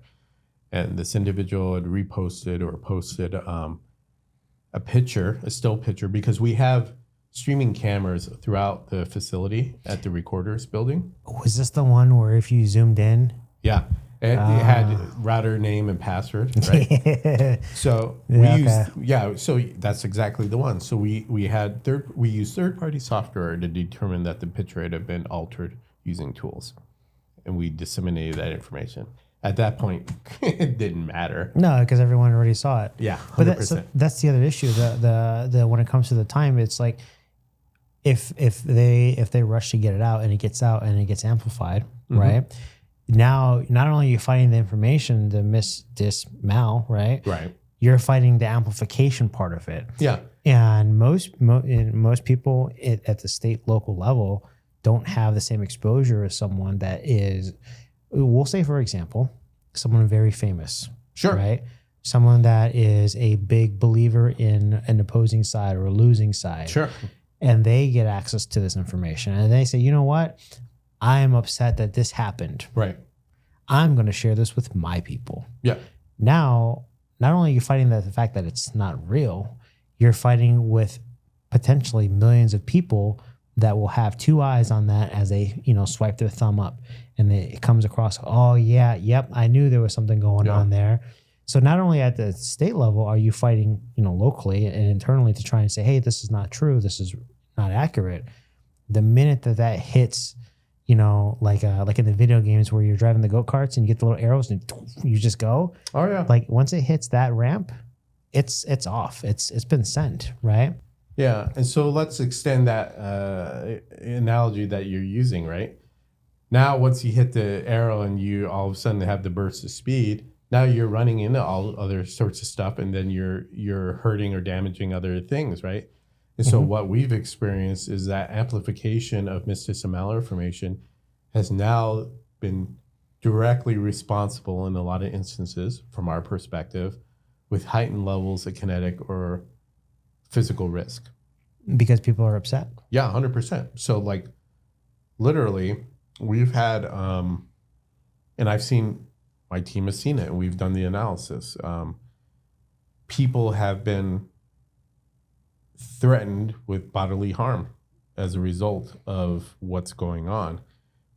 There was an example of an individual who used to work for the recorder's office, and she wound up quitting. I don't know the exact reasons. I can only assume it was probably stress related or whatever, so it had been months after she had actually left the organization, and then somehow her name got brought up again on social media, and somebody doxed her information, got where she lived, and then literally a group of armed people showed up at her door, was banging on her door like 2 a.m. or something like that. Fortunately, she wasn't there because she was dealing with a sick parent, but her Ring camera caught all that. So we saw the video on that. We've had elected officials who have had to hire physical security services to protect them and their family. My team, my ops team in particular, we've had to update our incident response protocols and playbooks to reflect that change. So that way, if they saw some evidence of heightened potential kinetic risk against that individual or their family, that we knew who to communicate with so that they could get the information as quick as possible and then make whatever decision they want to make based off of that, right? So where does the information on the heightened risk come from, or who provides that? Because now it sounds like in addition to doing all of your day job, the team has become like CIA in the background. Well, so I certainly don't want to be called that per se, because that has a different connotation. But I will say, so my security team actively monitors traditional as well as social media, publicly accessible social media platforms for potential indications of risk. Okay, but you're at the mercy of what they were able to find on their own. 100%. With the resources that they have that aren't necessarily like dedicated to. Right. No, they all have other day jobs and other responsibilities from a security program perspective. But so I'll give you an example. So during the 2020 election cycle, my team was monitoring publicly accessible social media chats, discussions. Found a group of individuals that were actually using social media as a logistics planning platform. They were trying to basically set up a sign-up sheet and schedule for to get a group of people to caravan and follow recorder staff as they were traveling between sites. Really? Yeah. And so... And what group was this? Was this like a Facebook group or? Yeah, I legitimately don't know what the platform was. It might have been Facebook or something else. But yeah, so they were basically using the social media platform to try to coordinate, okay, who's going to follow who at this time and all this other stuff. And so obviously we saw that and we then communicated so that way the staff would be aware, right? Mm-hmm. There was another situation, and again, it might have been Twitter, but it was after the 2020 election. And then because of all these cameras that we make accessible to anybody, just to try to be transparent of what's going on in the recorder's building, somebody saw that we were loading up some sort of truck with equipment, right? And then they immediately said, hey, oh yeah, that looks like it's voting or ballot related or something like that. Somebody should get down there and post the address of the recorder's location. Somebody did get down there, and then they started following this truck and was live streaming it. And so it wasn't ballots or voting equipment. It was an old multifunction device or equipment that was going to get salvaged, right? Mm-hmm. And the person driving it would happen to be a sheriff's deputy. Okay. And I'm like, so we caught wind of that and then notified them, because not only were we concerned about our staff's safety, but probably not a good idea to follow, a police officer. No. I don't think they're big fans of that. And so we're trying to protect, the citizenry at this point with regards to their own safety. And so that's the kind of stuff that we're concerned about, that we've had to add on to our responsibilities. And so really the gist of it is we're looking for heightened indications of risk. Primarily cyber was our initial intent. And that's why we wanted to monitor social media, right? Mm-hmm. Because of all the stuff we've seen, election and other sorts of things against Maricopa County. It just so happened by virtue of doing that, we have found that social media and traditional media outlets are a better indication of potential kinetic or physical risk, right? Yeah. But I want to go back one thing about the CIA comment you made. We're also very cautious about the perception that, the average citizen has about government. So there's been tons of research done by, Pew Research has done a number of studies about how trust in government is at an all-time low. Right? Yeah, I mean, there's a number of reasons for that, right? But sure, 100%. Valid or not doesn't matter. Right, But they exist, and social media kind of... Yeah, and I'm not suggesting that government is immune to wrongdoing, but from our perspective and what we're doing, there's a fine line. Maybe it's not spelled out, but there's a fine line on what we do in terms of our threat hunting, and that we want to assure or not give any reason for people to think that we're quote unquote spying on them. And so we don't specifically monitor for individuals. We follow accounts, we don't access anything that is not publicly accessible. We don't have the resources of the CIA, nor do we function like that. Because at the end of the day, the balance we're trying to strike is respecting and supporting. We'll never censor anything. We'll never make comments. We never do anything of that sort, because that's people's rights. You know what I mean? People can say whatever they want. You know what within I mean? Reason. Within reason, within the law as established. Let's put it that way. But at the same time, we feel like we'd be negligent in our jobs if we weren't trying to look for potential risk of heightened physical, cyber, reputational attacks against the county, right? Yeah. So that's the line that we try to delineate. And so the manner in which we conduct our searches and that sort of thing, that's what we try to do. Never at the cost of eroding the trust of our constituents and things of that sort. So yeah, but it also, to me, as an outsider, hearing you say that, it sounds like it's just an uphill battle because everyone has a day job. Yeah. Right. Everyone has, but not only do they have a day job, they're getting paid less than their peers. Yeah. In the private world, right? Mm-hmm.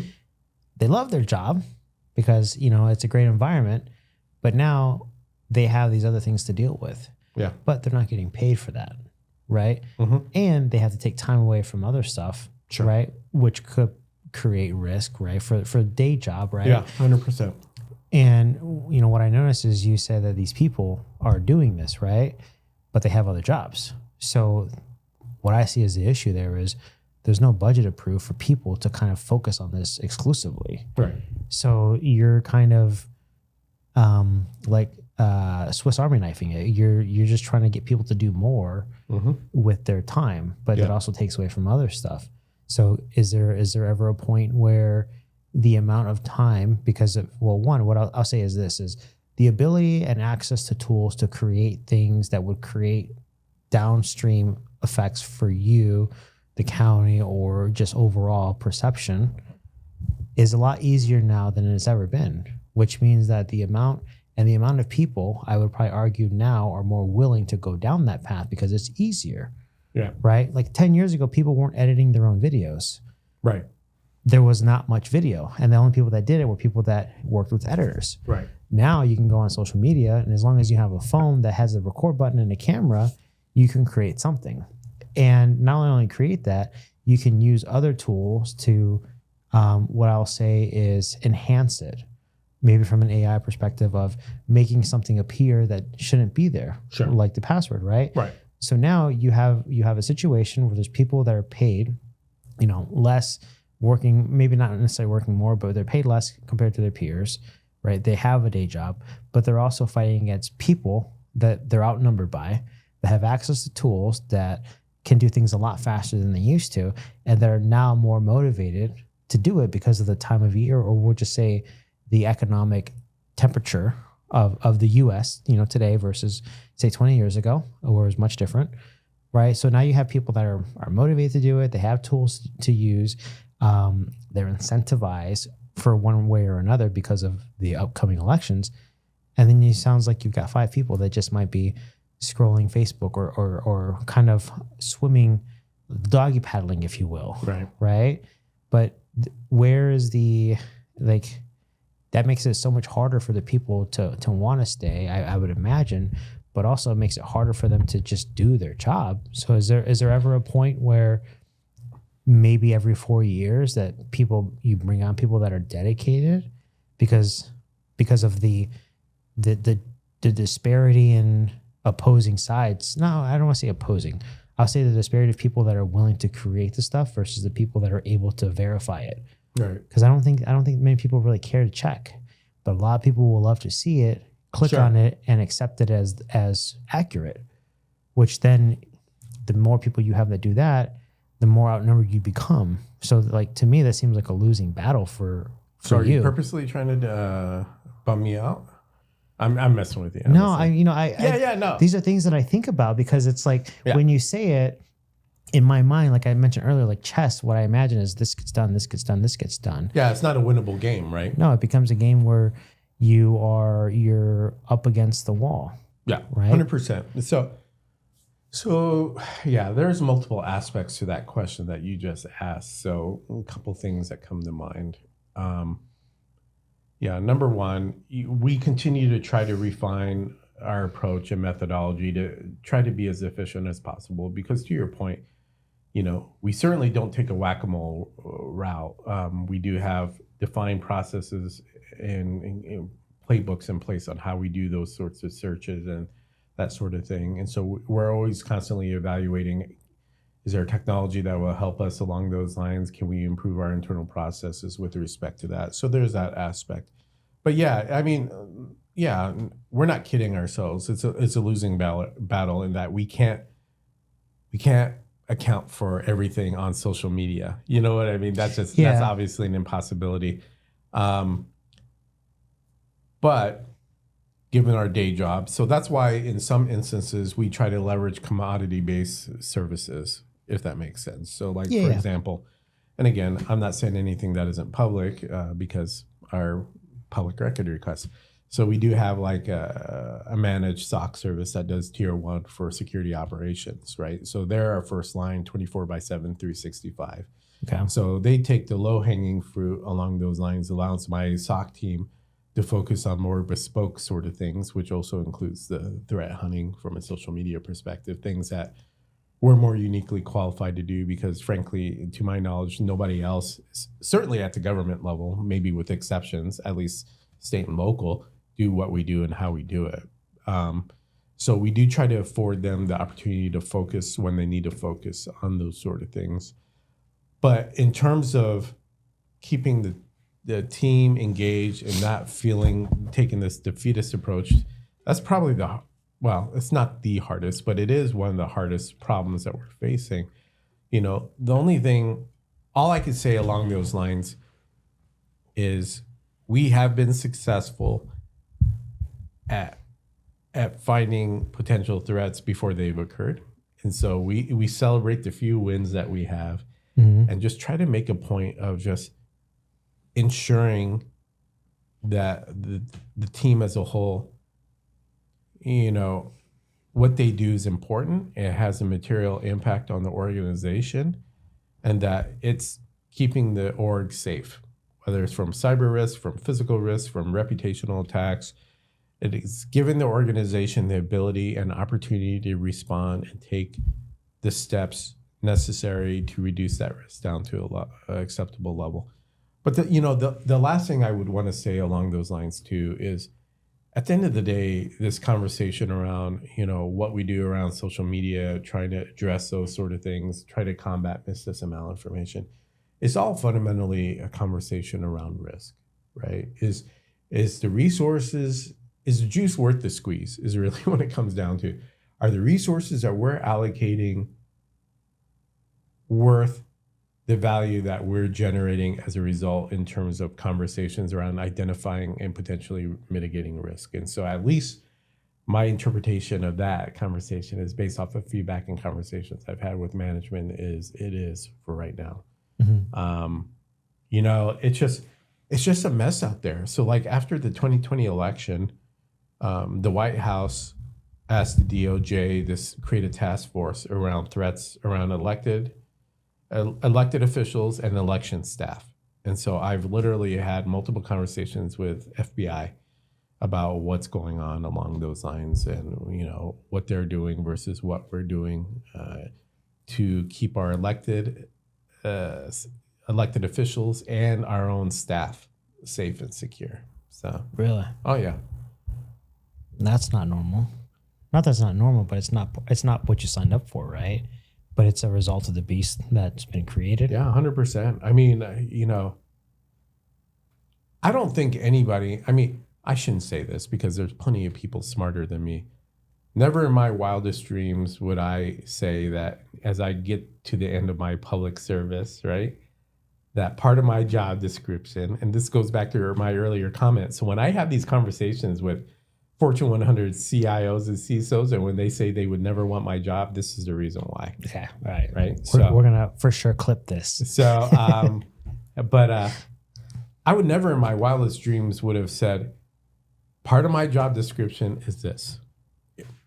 You know what I mean? I mean, who would have thought that this would be a thing?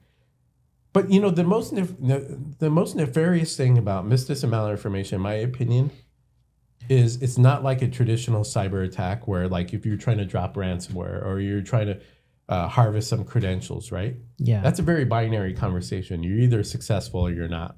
Mm-hmm. In the case of misuse and malinformation, it doesn't have to be right. You know, there's no binary. You just send it out into the ether, And then just depending on a variety of different variables, it's successful. So, and success is defined, it depends on the intent behind the attack, right? But more often than not, and I don't want to give the impression that misdis and malinformation is only used by hacktivists or people who are angry with government. You know, there's been our federal government has talked about how Russia, for example, has weaponized the use of misdis and malinformation. So nation state based attacks, right? So just want to be objective here. But, you know, in terms of misdis and malinformation, it just needs to, in a lot of cases, the underlying motivation behind it is to sow doubt. The threshold for success in doing that versus the threshold of success for successfully whacking somebody with Maze ransomware or, you know, doing data scraping against a website is infinitesimally different. You know what I mean? Yeah. What it reminds me of is it has to do with people's emotions. Yeah. And like when people think like, well, a lot of people say that the one thing that you can never really account for, you could have millions, billions of dollars spent on security, but there's all it takes is, you know, we'll say, I don't know, Barbara, to get an email that says, hey, here's your invoice. For what? Right? That's all it takes. And it's like, so, but the other side of it too is, like you said, it's either you're in or you're out, right? From an attack perspective. But when you think about people, right, it messes with their emotions. And if, you know, a really good example is, I learned this the hard way, is when my wife asks how she looks in a certain type of outfit, I answer her honestly now, and I always have, but now it's an honesty that is less blunt, right? And I'll give you a really good example. One time she was going somewhere and she said, how do I look? And I go, it wasn't an answer. It was just a sound. Yeah. And she got mad at me. But it was enough for her to go change. Right. Right. I could have said, oh, you look great. Or I could have said, hey, you look terrible. Go change. Right. So, but there wasn't even an exchange of words from me. It was just more so, but it was enough to set off her emotional response that, okay, now I am upset, right? And I kind of feel like people as a whole in general, when you mess with their emotions, like an emotional attack, it's a lot easier to, because think of it like this: when you emotionally attack someone, in like the ladies from earlier, right? That gentleman that you called out. If you hadn't called it out, there would have been no justice for them, essentially, right? And they would have left that situation, and other situations would have been kind of traumatic going back to that, and their response would have been a result of a prior experience, right? So when you think of people, if you can attack their emotional state, it triggers a response based on something completely unrelated. Sure. Right? And then that's a lot harder to beat. So our favorite person, Mike Banrod, right?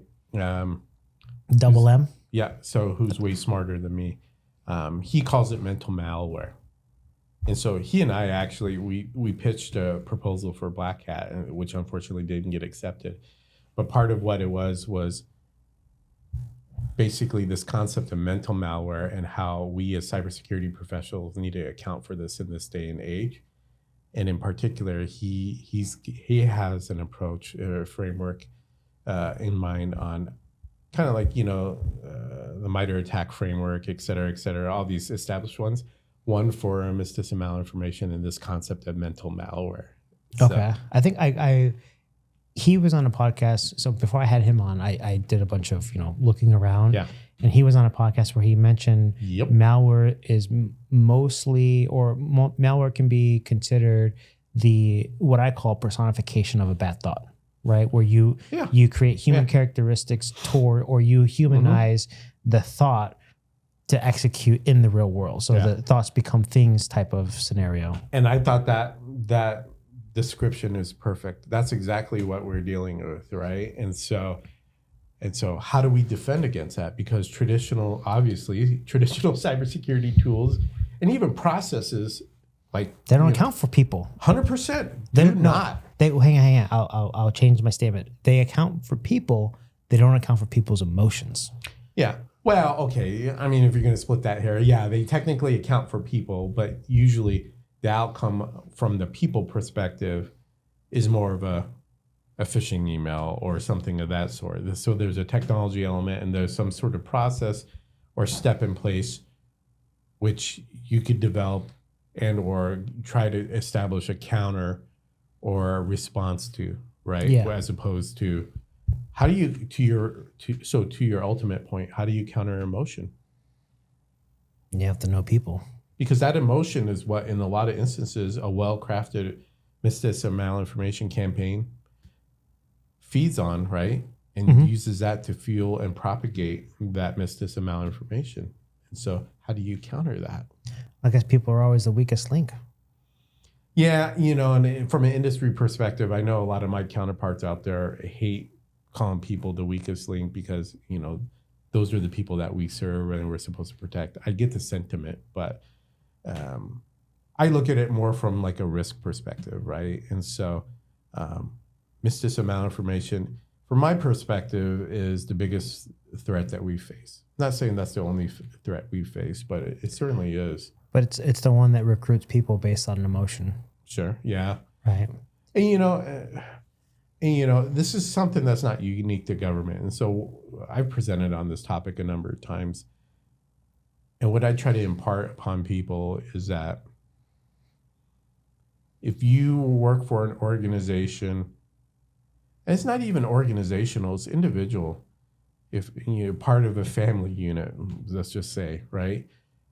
And you care about brand, reputation, trust, money, any of those things, then you should be concerned about mistis and malinformation, because there's multiple examples on how mistis and malinformation has affected all those things, including money, bottom line.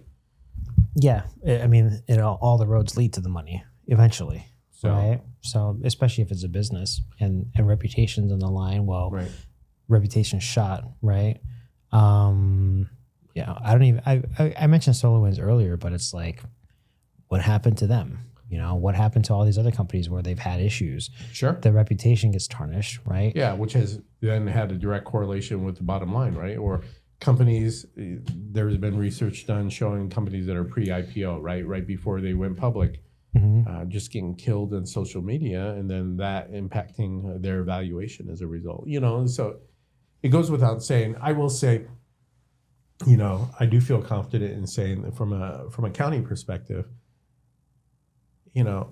as a public servant, I'm of the strong opinion that trust is the denomination by which we deliver services. If our constituents don't have trust in government, we cannot effectively deliver services to them because they won't consume them. Yeah. Or and so we as an organization, we need to do anything and everything we can to build that trust and build at least the transparency and confidence that what we do, whether it's elections, whether it's permitting, whether it's health inspections, whether it's animal care and control, or you name it, right? That what we're doing is for the good of for our community, and that we're doing it in an efficient and ethical manner. Yeah. Kim had the exact same thing to say. He calls them different. I call them different. I said trust is the currency of business.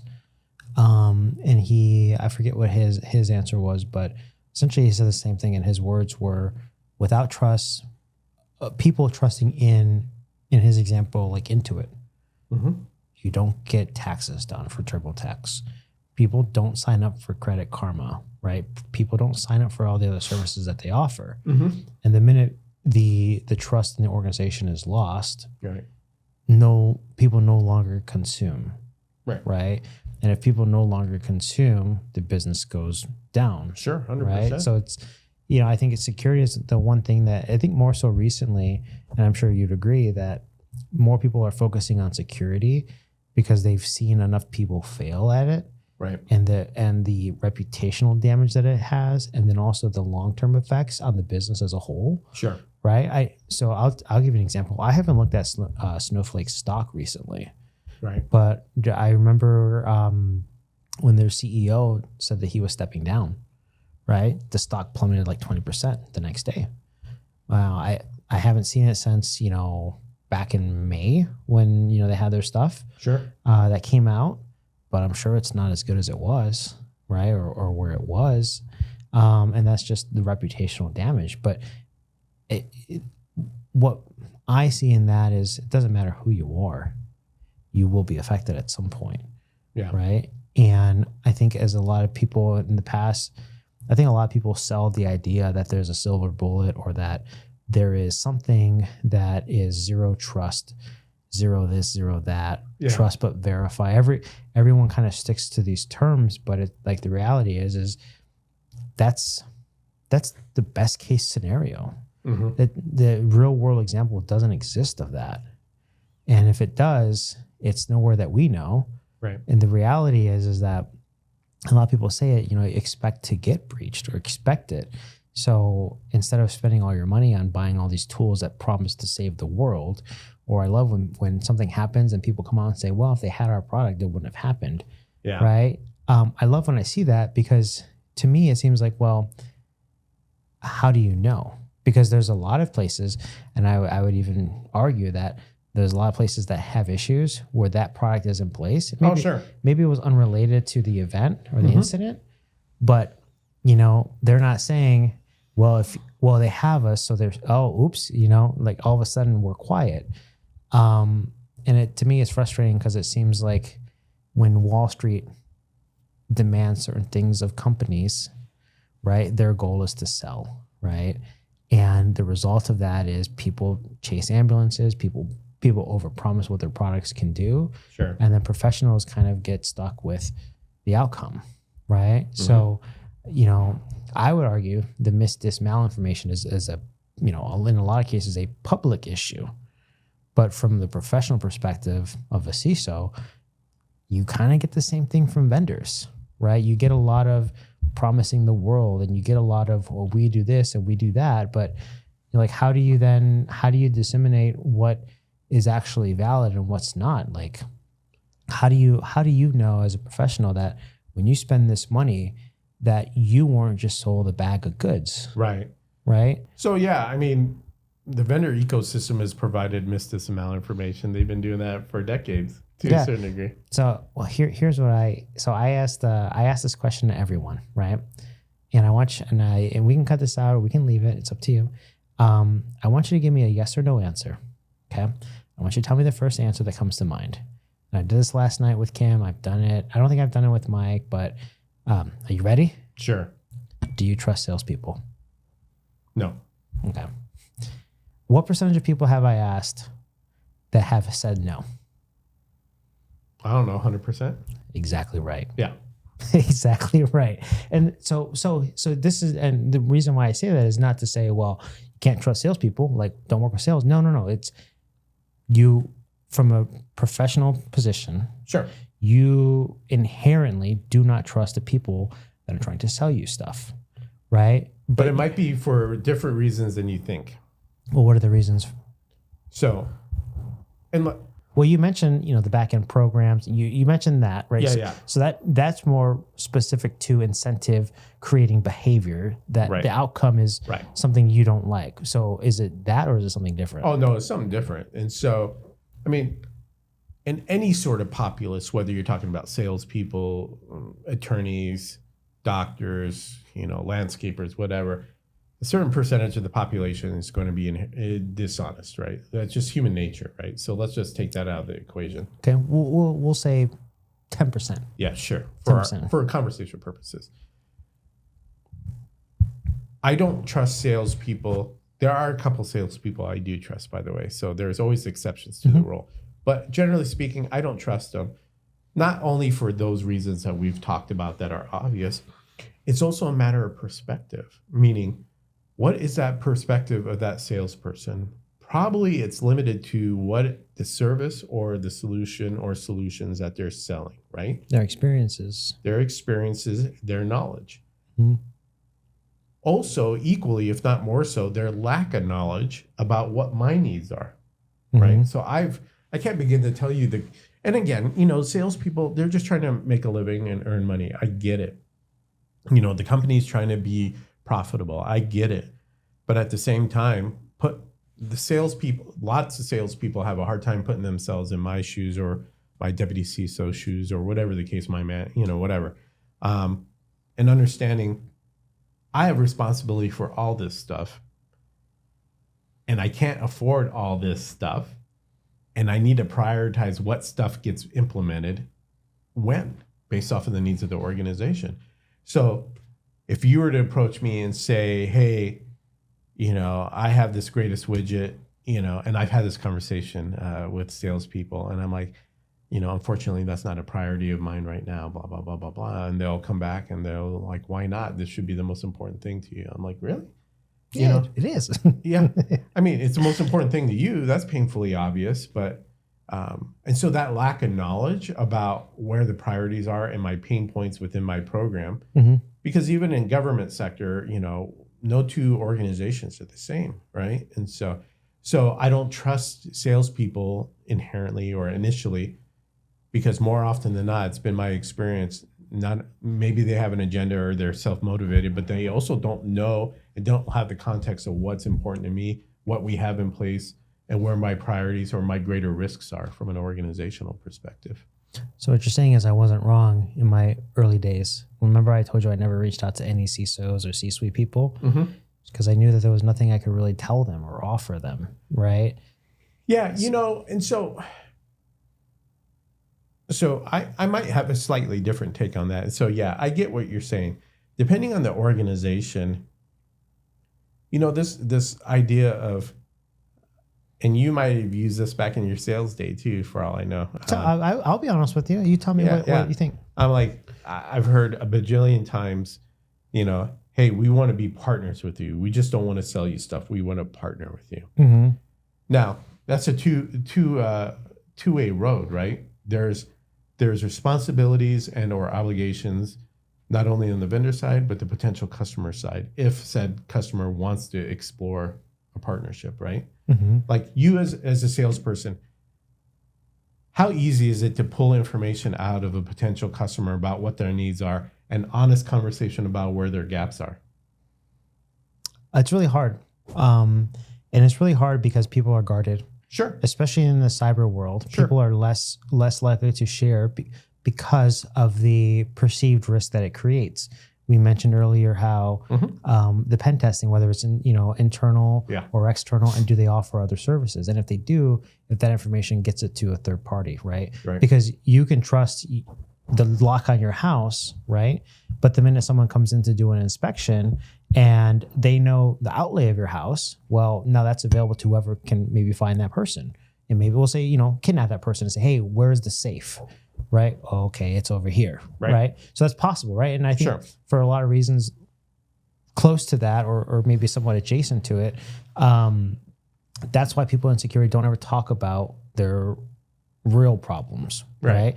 They'll talk about it with other security professionals. Sure. But you'll never find an honest security person to a salesperson, because the outcome from that, at least from what I've seen, is, well, we can solve that. Right. I know exactly what you need. And it's like, hey, you've been doing sales for like 4 or 5 years. Okay, great. I get it. Maybe you only specialize in sales like some companies do.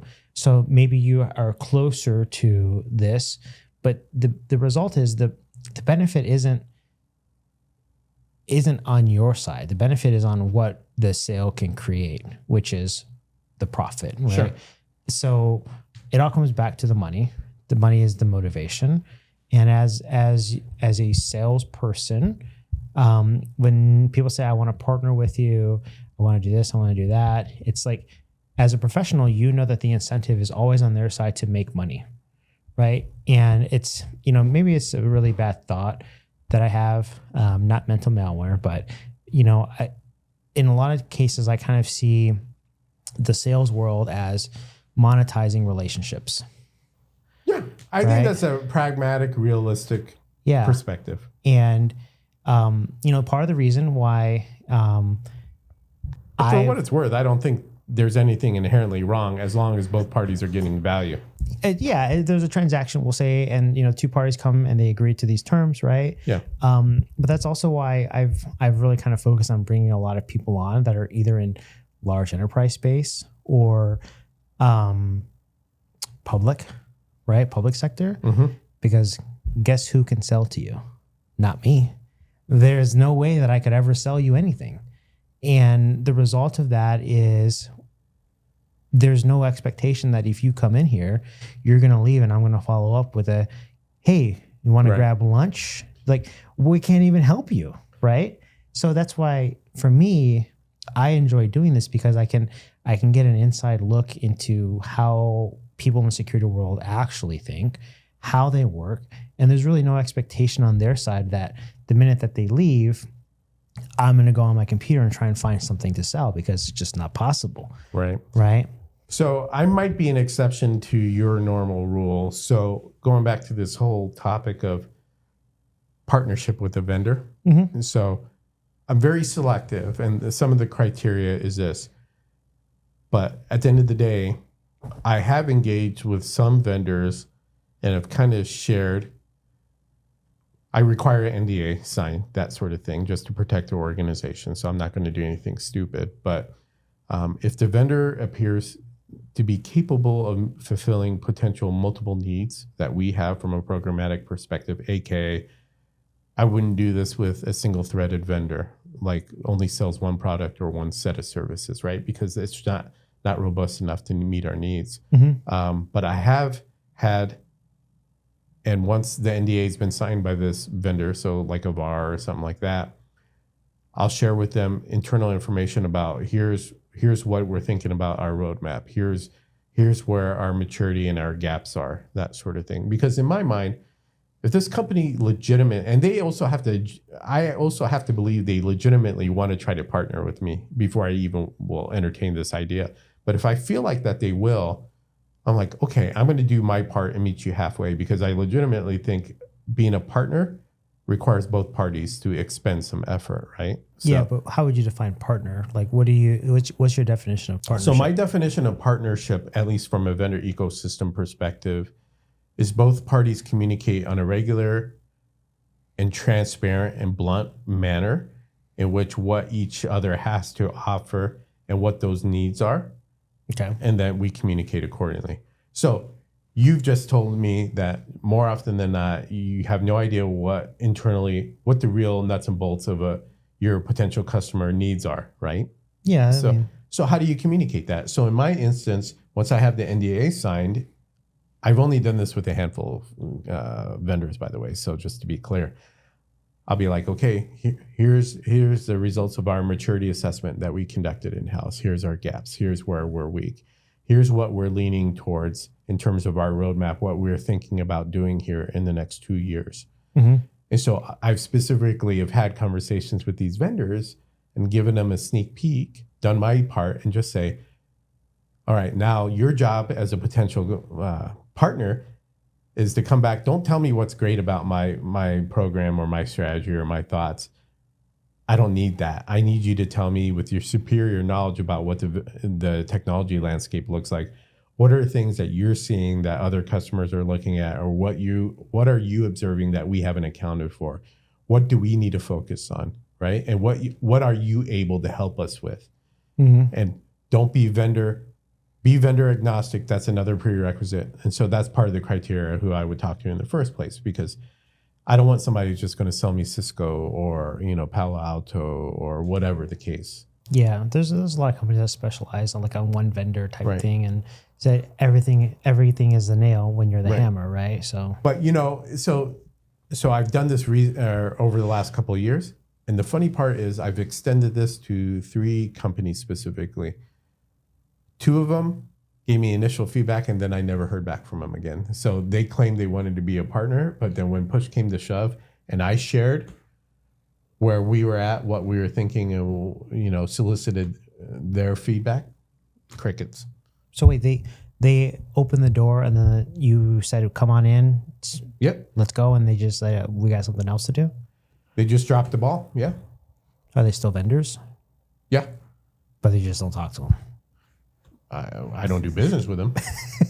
What's the point of going through the process if you're not going to make the effort? You're asking the wrong party. I made the effort. I'm thinking out loud, I guess. Yeah, for sure. But so funny, right? I mean, so, and, and the only thing that comes to mind, and again, I don't want to put words in their mouths, but in the absence of action or effort, I have to speculate, right? Yeah, we'll say speculate. Yeah. I speculate because that's non-chargeable work I'm asking them to do. I'm asking them to do an analysis and basically provide me feedback about where we're not thinking in the right place. I guess, to a certain degree, I guess I'm asking their opinion from a consultative perspective on where are there gaps in my program that need to be addressed, right? Yeah, but that's the easiest way to solve a problem, right? I'll give you a really good example. Sure. So when I lived in Texas, we were kind of on a hill, but we didn't ever buy gutters. So when we first moved in, the grass was green, it was flat, and it went down to the side, the little wooden gate, because everywhere in Texas doesn't have cinder block gates, right? It's wooden, like not a plank, but like the wooden fence, I guess, right? We're just kind of nailed to a post and along.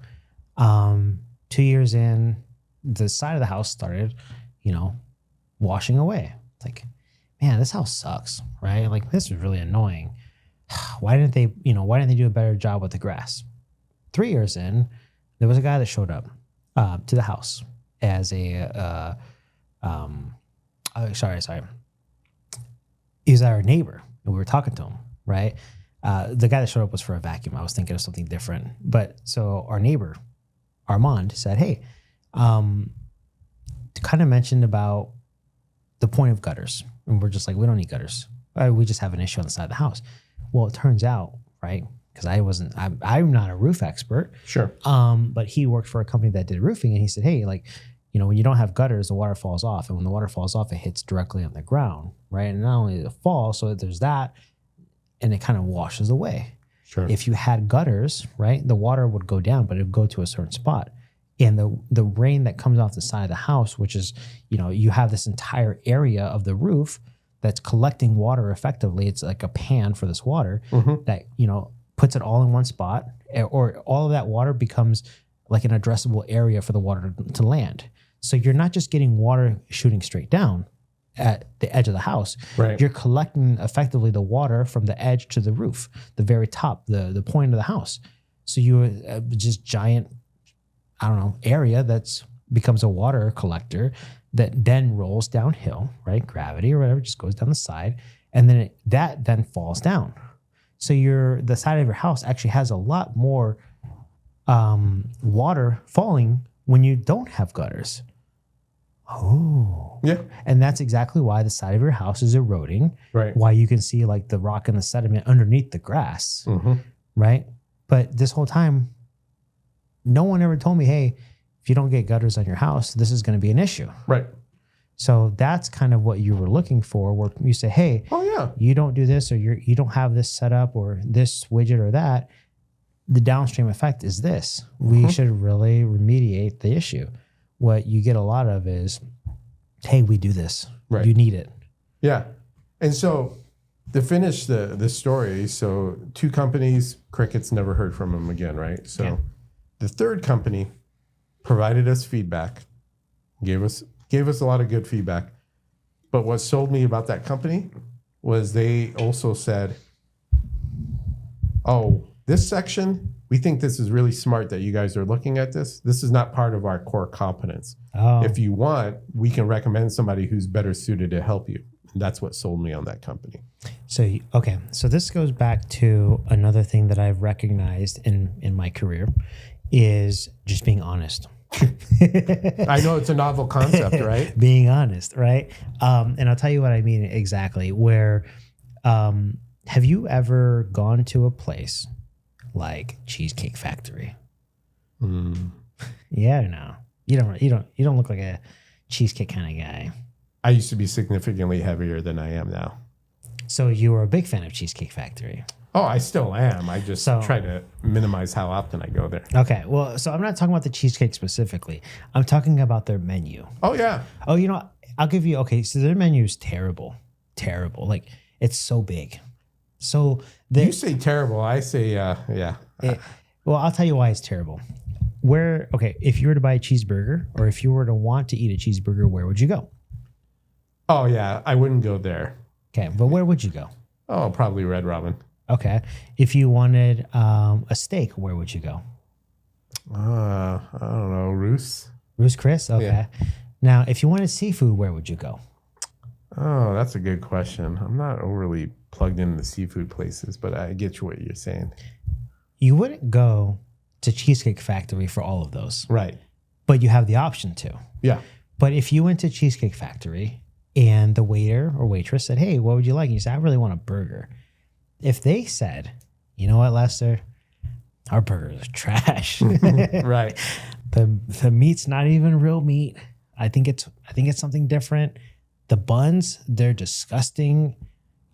All the sides come in a bag that we just open up, slap on the burger and microwave it. Like, trust me, Lester, you don't want this burger.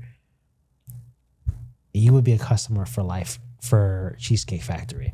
But you wouldn't be a customer because of the food tasting good. You would be a customer because the people that work there are honest and open with you on what they're good at and what they're not good at. Right. As long as they were actually good at something else other than burgers, whenever I had a hankering for that, that's when I would go back, right? Yeah. But it's the idea of, like, if you're at a steakhouse, why are you getting fish? Right. Yeah, Right? for sure. If you go to Disney World, why are you sad that there's a bunch of kids running around? Like, it's the environment that you put yourself in. Right. And I think people in general just want to be told the truth, Yeah. right? And you think of the consequences of when you lie to people, it's much worse than if you just told them the truth in the beginning. I also think that's a prerequisite of being a partner as well, too. Is being honest. Yeah, 100%. Well, honesty is the only thing you can really do in most cases. I mean, so let me take it back. It's not, but it's the one thing that'll lead you to a lot more success in business. And I think, like I told Kim, you know, trust is the currency of business. But if trust is the currency, honesty is the vehicle, right? Mm-hmm. Because you can't be trustworthy if you're not honest to people. So if anything, honesty is the paper that money is printed on. Yeah. The value doesn't exist, you know, in some random, you know, electronic format. It's trust. If trust is the currency, honesty is the actual paper. Because without the paper, you have no money. Without the money, you have no trust. And without the currency, you're not buying anything, right? So it's an interesting thought, but I don't disagree with you. I think, you know, that's kind of how I approach things is if people ask me a question, you get an honest answer. You might not like it, just like my wife didn't like it. But now, you know, I'm honest, but I'm but you refined how you deliver said honesty, though, too, would be my assumption. Otherwise, you wouldn't be married still. So yeah, I still wear this ring. Nice. Yeah, we're still married. It's been a while, like 12. We've been together for like 12 years. So, so let me flip the question to you. So from a vendor perspective, how often have you actually seen a potential customer or even current customer share that level of information with you as a vendor? Never. Yeah. And so, not saying that this should be the norm across the board, and I get it. And to your earlier point, I totally understand why, especially in the security field, we're so cagey. But at the same time, I'm trying to build a partnership. I'm legitimately trying to build a partnership so that way we can operate more efficiently. Because if I have a partner that I trust, that's less research that my engineers, my architects need to do. Yeah. It's additional resources that I trust that I can go to on whether or not something makes sense or doesn't make sense, and or we can get support and we know we're not going to get screwed in the process. You know what I mean? So in my mind, it's worth the long-term investment under the right circumstances. But to your point, when I've had this conversation with other salespeople and I ask them the same question, the answer is always zero. So what I've done is highly unusual. And I recognize that, and I don't do it all the time. Like I said, literally, I've had this conversation with 3 different vendors. And 2 of them don't ever pick up. Yeah. I don't throw them any business either. So whoever these other 2 vendors are, they're slacking, right? I think so. I mean, but again, who am I to say what their motivation and priority should be, right? Yeah. I mean, the other side of it too is, unfortunately, if there's no potential or there's no early perceived potential, a lot of people just move on to the next thing. Right. Sure. I mean, and if that's their model and MO from a sales perspective, more power to them. And I've heard, I haven't experienced because I've never been on the sales side, but sales is a numbers game, right? It is. You'd be surprised on how many people don't pick up, hang up, don't respond. But then you can't be surprised on the number of outreach that they get. Yeah. Right. So it's just what I think is it's the nature of the beast where companies have come out. They can offer a service of automating certain tasks. So I'll give you a really good example. When I was at my last place, I had a select number of customers. They were enterprise customers, potential was 10 million plus each account, right? They were spending money. And when I would reach out to them, I would call them, would talk to them, we'd do stuff, events, send engineers in, and the typical what you would expect, right? Yeah. When I left, a lot of the stuff that I do now is, smaller company, right? Not as well known. Sure. There is a fear of risk associated with that. Can this company even do what they say? Right? How do they have the money? I mean, you came to our office today, right? You haven't seen the warehouse, but there's actually an office here. And what that's turned into is a lot of hard to get a hold of people. So when you start to reach out, because when you have a brand that's 20 billion plus, 25 billion plus, people know the name, especially if they're in the same industry, right? Sure. When you don't, it's a different story. So I start looking into tools, and how can I make my life easier? I am not joking. There are tools that exist that are the equivalent of a meat grinder for people. So, and you've probably seen it. So here's a really good example. I'm so far removed from that in my past life, prior work, because we didn't have to do it. Sure. You know who the big silverback gorilla is, right? Mm-hmm. And here I am, right? I'm the elephant in the room. Like, my company, what we can do, or at least, potentially know.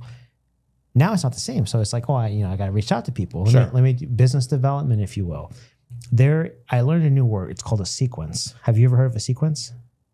Probably not in the context that you're using it, but. So there are tools out there that you can tell, hey, so here's another phrase, ICP. Have you ever heard that phrase? Ideal client profile. Okay. So there are metrics that are more so marketing that are aligned to top of funnel, attribution. There's all these things. There's a whole world that exists outside of sales that I never understood.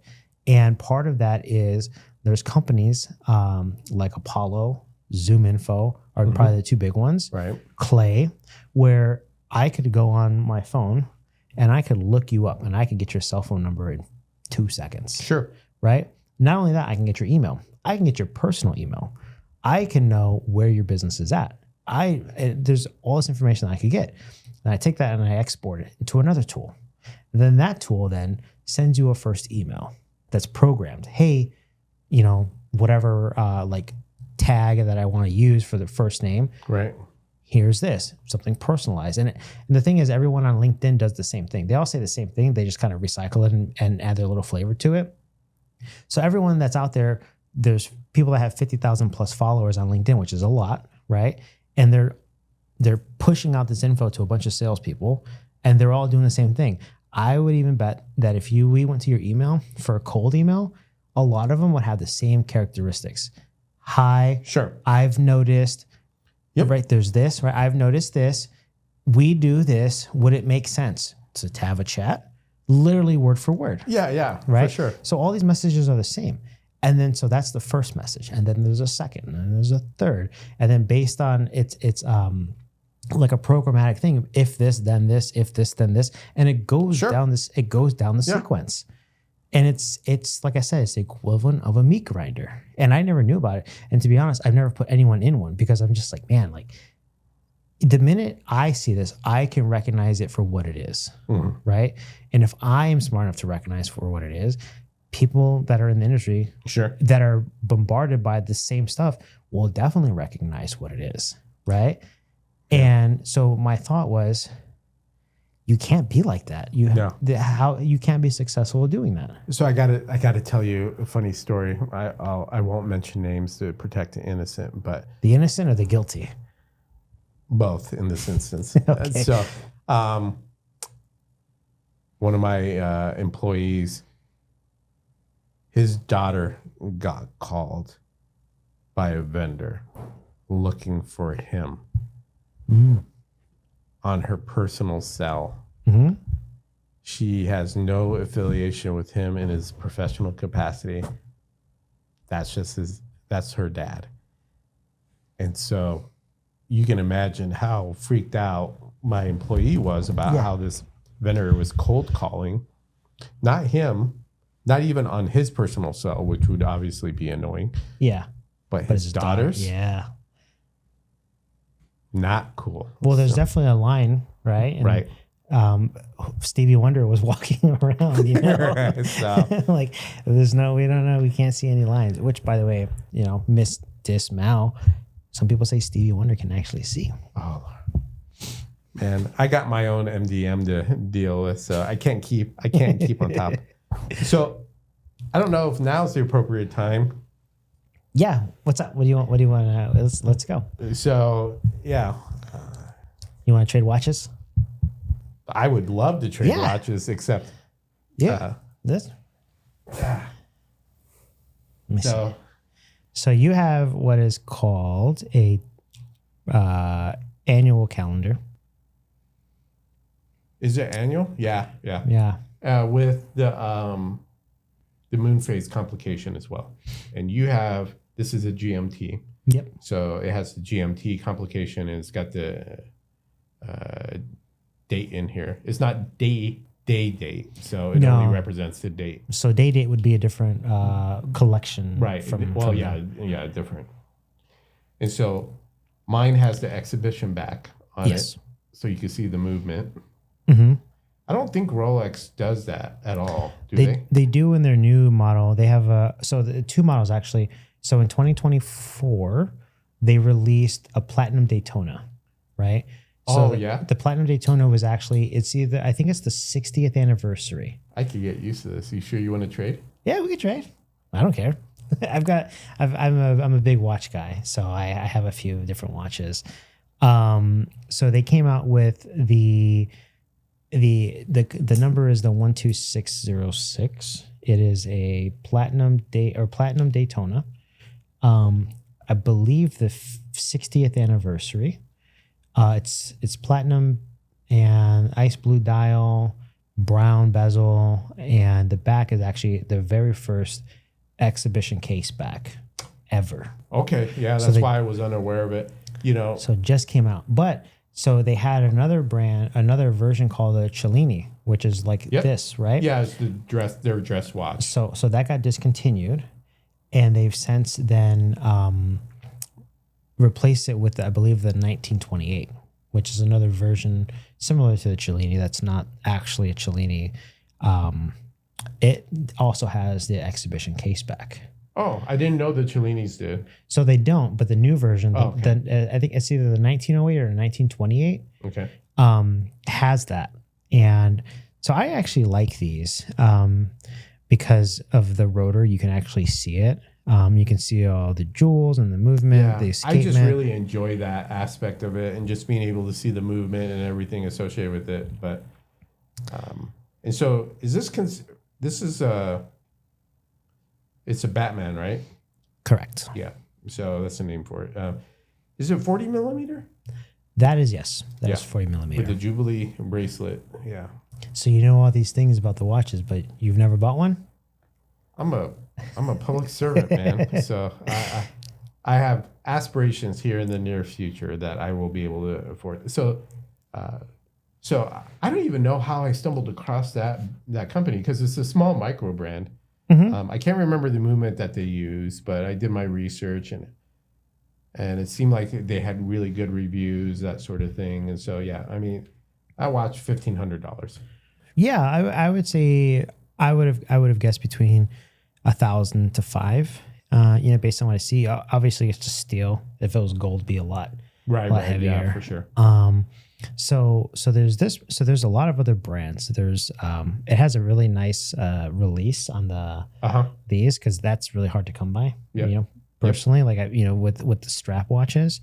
So I like that. I like how it has them in face on there. That's pretty cool. And then it's a screw-in crown, just like, oh, by the way, yours was unscrewed, so I screwed it in for you. Oh, okay. Yeah, I don't usually go in water, so if I don't know, just a weird force of habit, but so yeah, that's got a screw-down crown as well too. So okay, yeah, no, I think this one's pretty cool. I don't actually own any dress watches like this. I have a bunch of watches, but nothing with a strap on it. Well, once you get to my age, man. So I do. I have an Omega that has a strap. So I have. It's like does it have the NATO strap or is it a leather strap? No, it's neither. So it's a special edition, ceramic black, black and red. Do you know what I'm talking about? No, but. So it's a kind of like a collaboration between. Is it a Speedmaster? It is. Okay. Yeah. So it's a black and red Speedmaster, and I believe it's a racing company called Alini. Okay. They do a lot of collaborations, so they've done a lot with AP. They talk to AP or not talk. They've had like red and black AP, like Royal Oak offshores that they've made. Yeah. Where it's very very similar in style, but it's a black ceramic Speedmaster. And it was my very first watch that I bought that was more than a few thousand. And here's what I did. I wanted to buy that watch. Sure. I wanted to buy a bunch of watches, and every time I would go in, I could never get anything. Right. You went to an AD to get this? So that's actually a funny story. So I've got a buddy that's a really big gambler. Okay. And he knows people in Vegas. Okay. And so I told him my frustration with trying to get a watch. Sure. And he said, hey, man, just let me know. I'm going to go to Vegas and I'll see if they have something. Right. So he goes to Vegas and then he shoots me a text and he said, hey, which one do you want? And he had this one next to the Deep Sea, the big one. Yeah. Right? Nice. Good call. So I said, let me get that one. And so he said, okay, cool. What did he say? He said, all right, just pay me when I get back. So he bought the watch for me there in cash and shipped it to my house because he had let them know it was for me. It was a gift, right? Yeah. So then I get it, and then he comes back in town. I pay him, of course, and that's how I got that one. Box and papers? Everything, yeah. Yeah, and then so the crazy part was that was the first one I actually ever bought from a dealer, and then it was Christmas of 21, I believe. And I'd done really well in work. And I was like, man, I want to get a watch. So I went to the store. I said, hey, I'm looking to get something. And I don't think I actually had that one at the time. Because I think that one was a 22 purchase. And so I said, hey, I'd love to get something. And they said, oh, sorry, sir, we don't have anything. So I went right next door and I went to the Omega store. And this is in Texas, by the way. Yep. So I go to the Texas store and I say, hey, what do you guys have? And like, oh, everything that's on display. And I said, I don't like any of these. There's this one that I really like. I want to get. And they said, oh, you know what? We just had a VIP turn it down. And I said, really? Like, yeah. You here? He's like, it's in the safe. It's in the back. And it was this watch because it's a rare version of the Speedmaster, but it's not so rare that you can't find it. It's just that they don't. If they had it on the floor, right, it's going to be gone. So here's this one. And so I buy it and I call my wife and say, hey, I want to get this. She's just like, do whatever you want. Like, it's, for you, good job, whatever. So I bought it. Where did I go when I was done buying it? Where would you say I went? Oh, you went right next door to the Rolex, right? I went back next door and I showed the lady. I said, "Hey, look what I just got." And she's the manager there, and she's still there in Texas. And I still talk to her every now and then. But I walked in and I say, "Hey, look what I got." And she, "Oh, her husband's a big Speedmaster fan." So we started talking about that. And a few months later, in March of 22, or I think March of 22. So this would have been, or the other one was 21, and this was probably 21 as well, or 22. She called me and said, "Hey, I have something for you." I was actually at a Dell event with a customer and Dell, and I was in Austin at the match play event. She texts me. And it goes off. I'm like, oh my gosh, I get the call. I'm not even in town. So I said, "Can I show up tomorrow? Can I show up later tonight?" I drove to Austin from San Antonio for this event. And it was like a 3-day event. It was the match play, Dell big match play event. And she said, "Yeah, just come in on whatever day." So I go in and I pay for it. Boom. That's when I actually got my first watch from the dealer. And then, I'm a big fan of watches, so I'd go in every now and then and I'd talk to her, and she knew that, I had a couple of watches. And then, I told her one day, it was actually not 24, or wait, it wasn't 20, it would have been 22, right? And I said, "Hey, so next year is the big anniversary for the Daytona. Is there any way I can maybe try and get something for like a Daytona?" Because I knew the anniversary was coming up. And she goes, "I don't know, but let me see what we can do." And she says, maybe we can look in the jewelry section too. Right. And I go, "Yeah," but she's like, "Listen, let me help you out." Right? Again, you have to play in order to get moved up with the list, right? But no. So here's the thing is I said, "Look, I don't really wear jewelry. I'll never really wear jewelry. I looked at some stuff, but I'm not jewelry. Right. Right. So I bought this. Oh, a couple $100. And because the other one that I had was, I guess I got a little bit fatter, so it didn't really fit. So I was like, "Oh, I'll get a ring." So I got the ring. And then a few days later, she had called and she said, "Hey, do you like this?" And it was a rose gold Daytona. And I said, "Do I like it? Or like, what do you want me to do?" And she said, "It's yours if you like it." So I went there. I went to the bank. I got a cashier's check, took it to the store, dropped it off, took my very first Daytona home, right? And then, she'd always known that I wanted other things, and I stopped by. I built a relationship. I text her, even though we don't live there. I still talk to her. I still text her. I let her know about what I've done here, and I still talk to her, and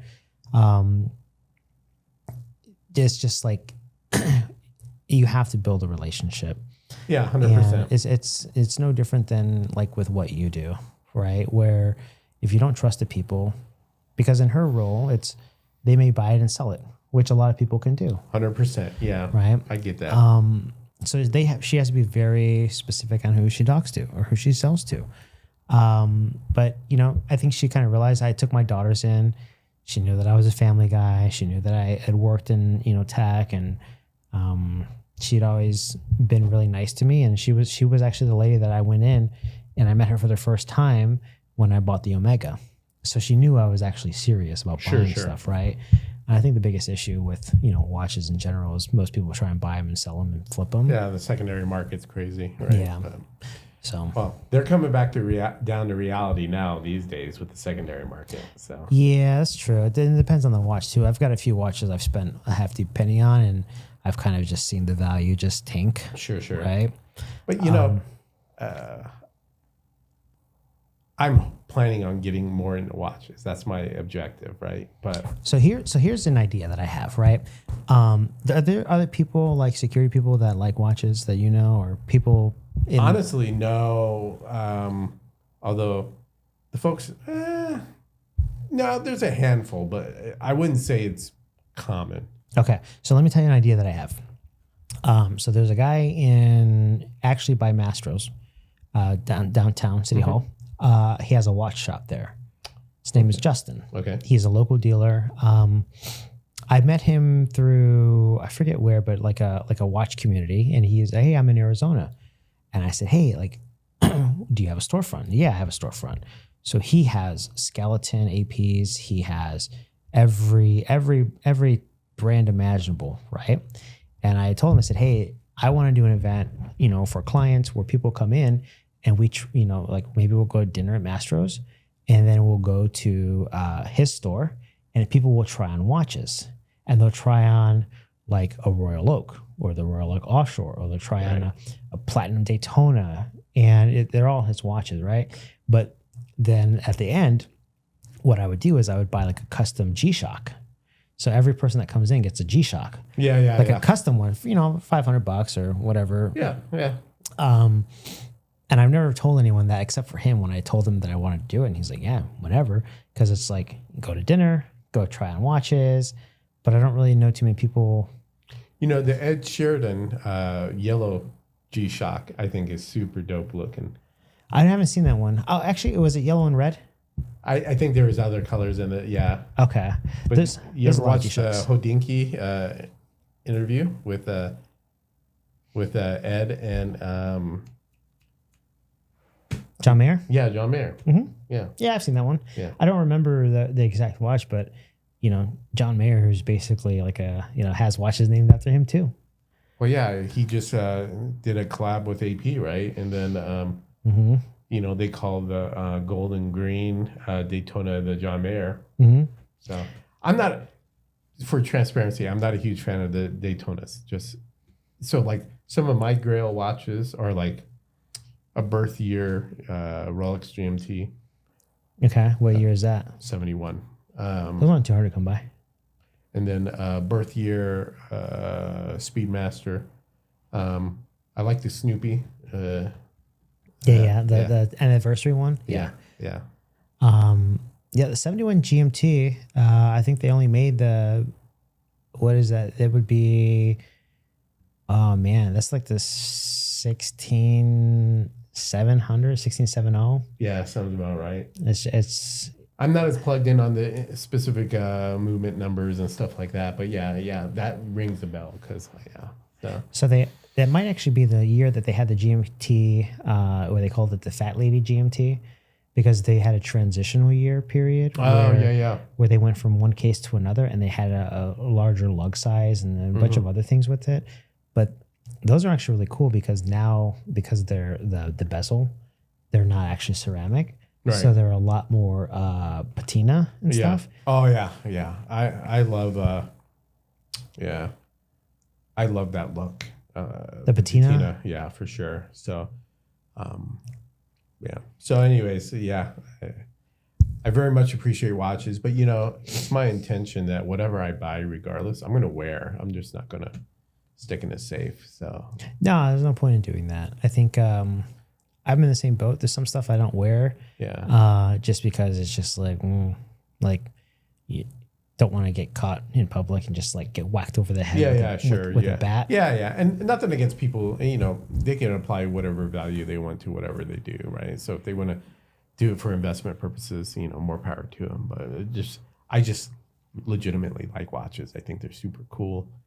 I think what's cool is the fact that you have something that's mechanical that has it's like these small components that just tick and talk. And then there's pieces like the rotor, right, that helps wind it. And most people don't realize that watches actually have a movement in them that can account for, or if you were to get like a tourbillon, right? The most complicated or the most intricate complication in any watch, right? Yeah, or a double tourbillon.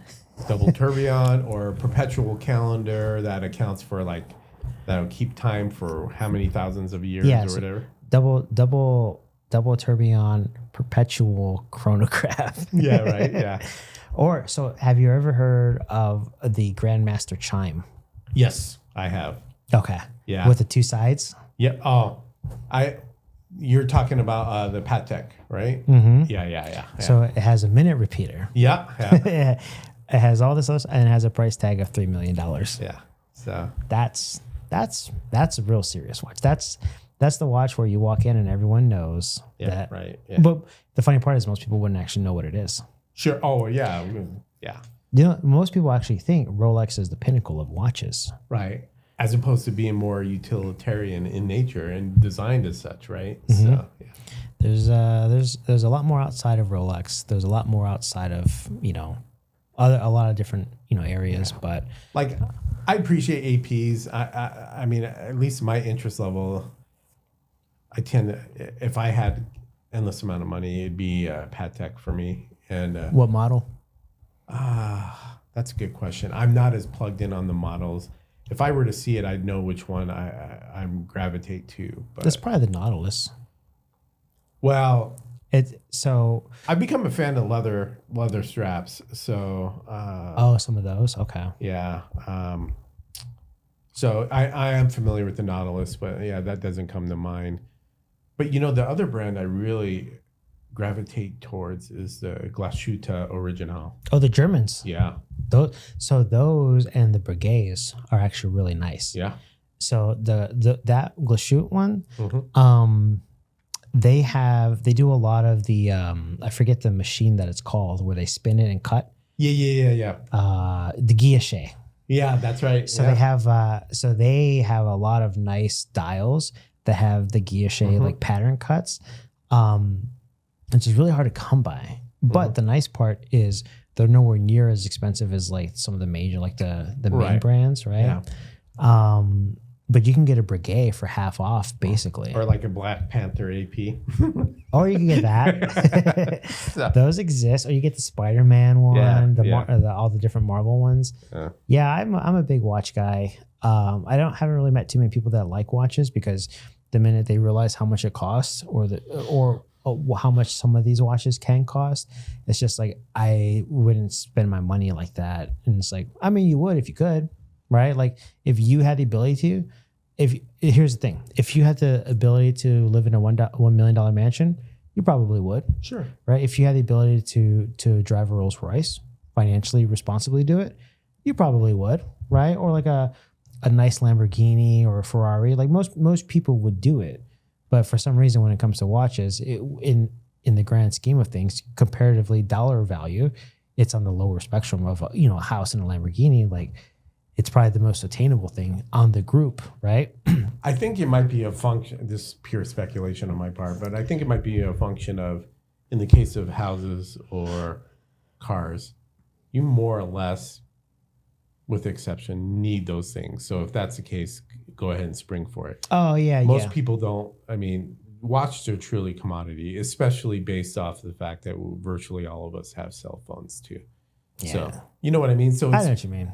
Yeah, but it's more assigning it as I think there's just something nostalgic and something pure about having a mechanical device that was so thought out and so well engineered, and given the technology and its use is still so reliable in the grand scheme of things. And it's so old.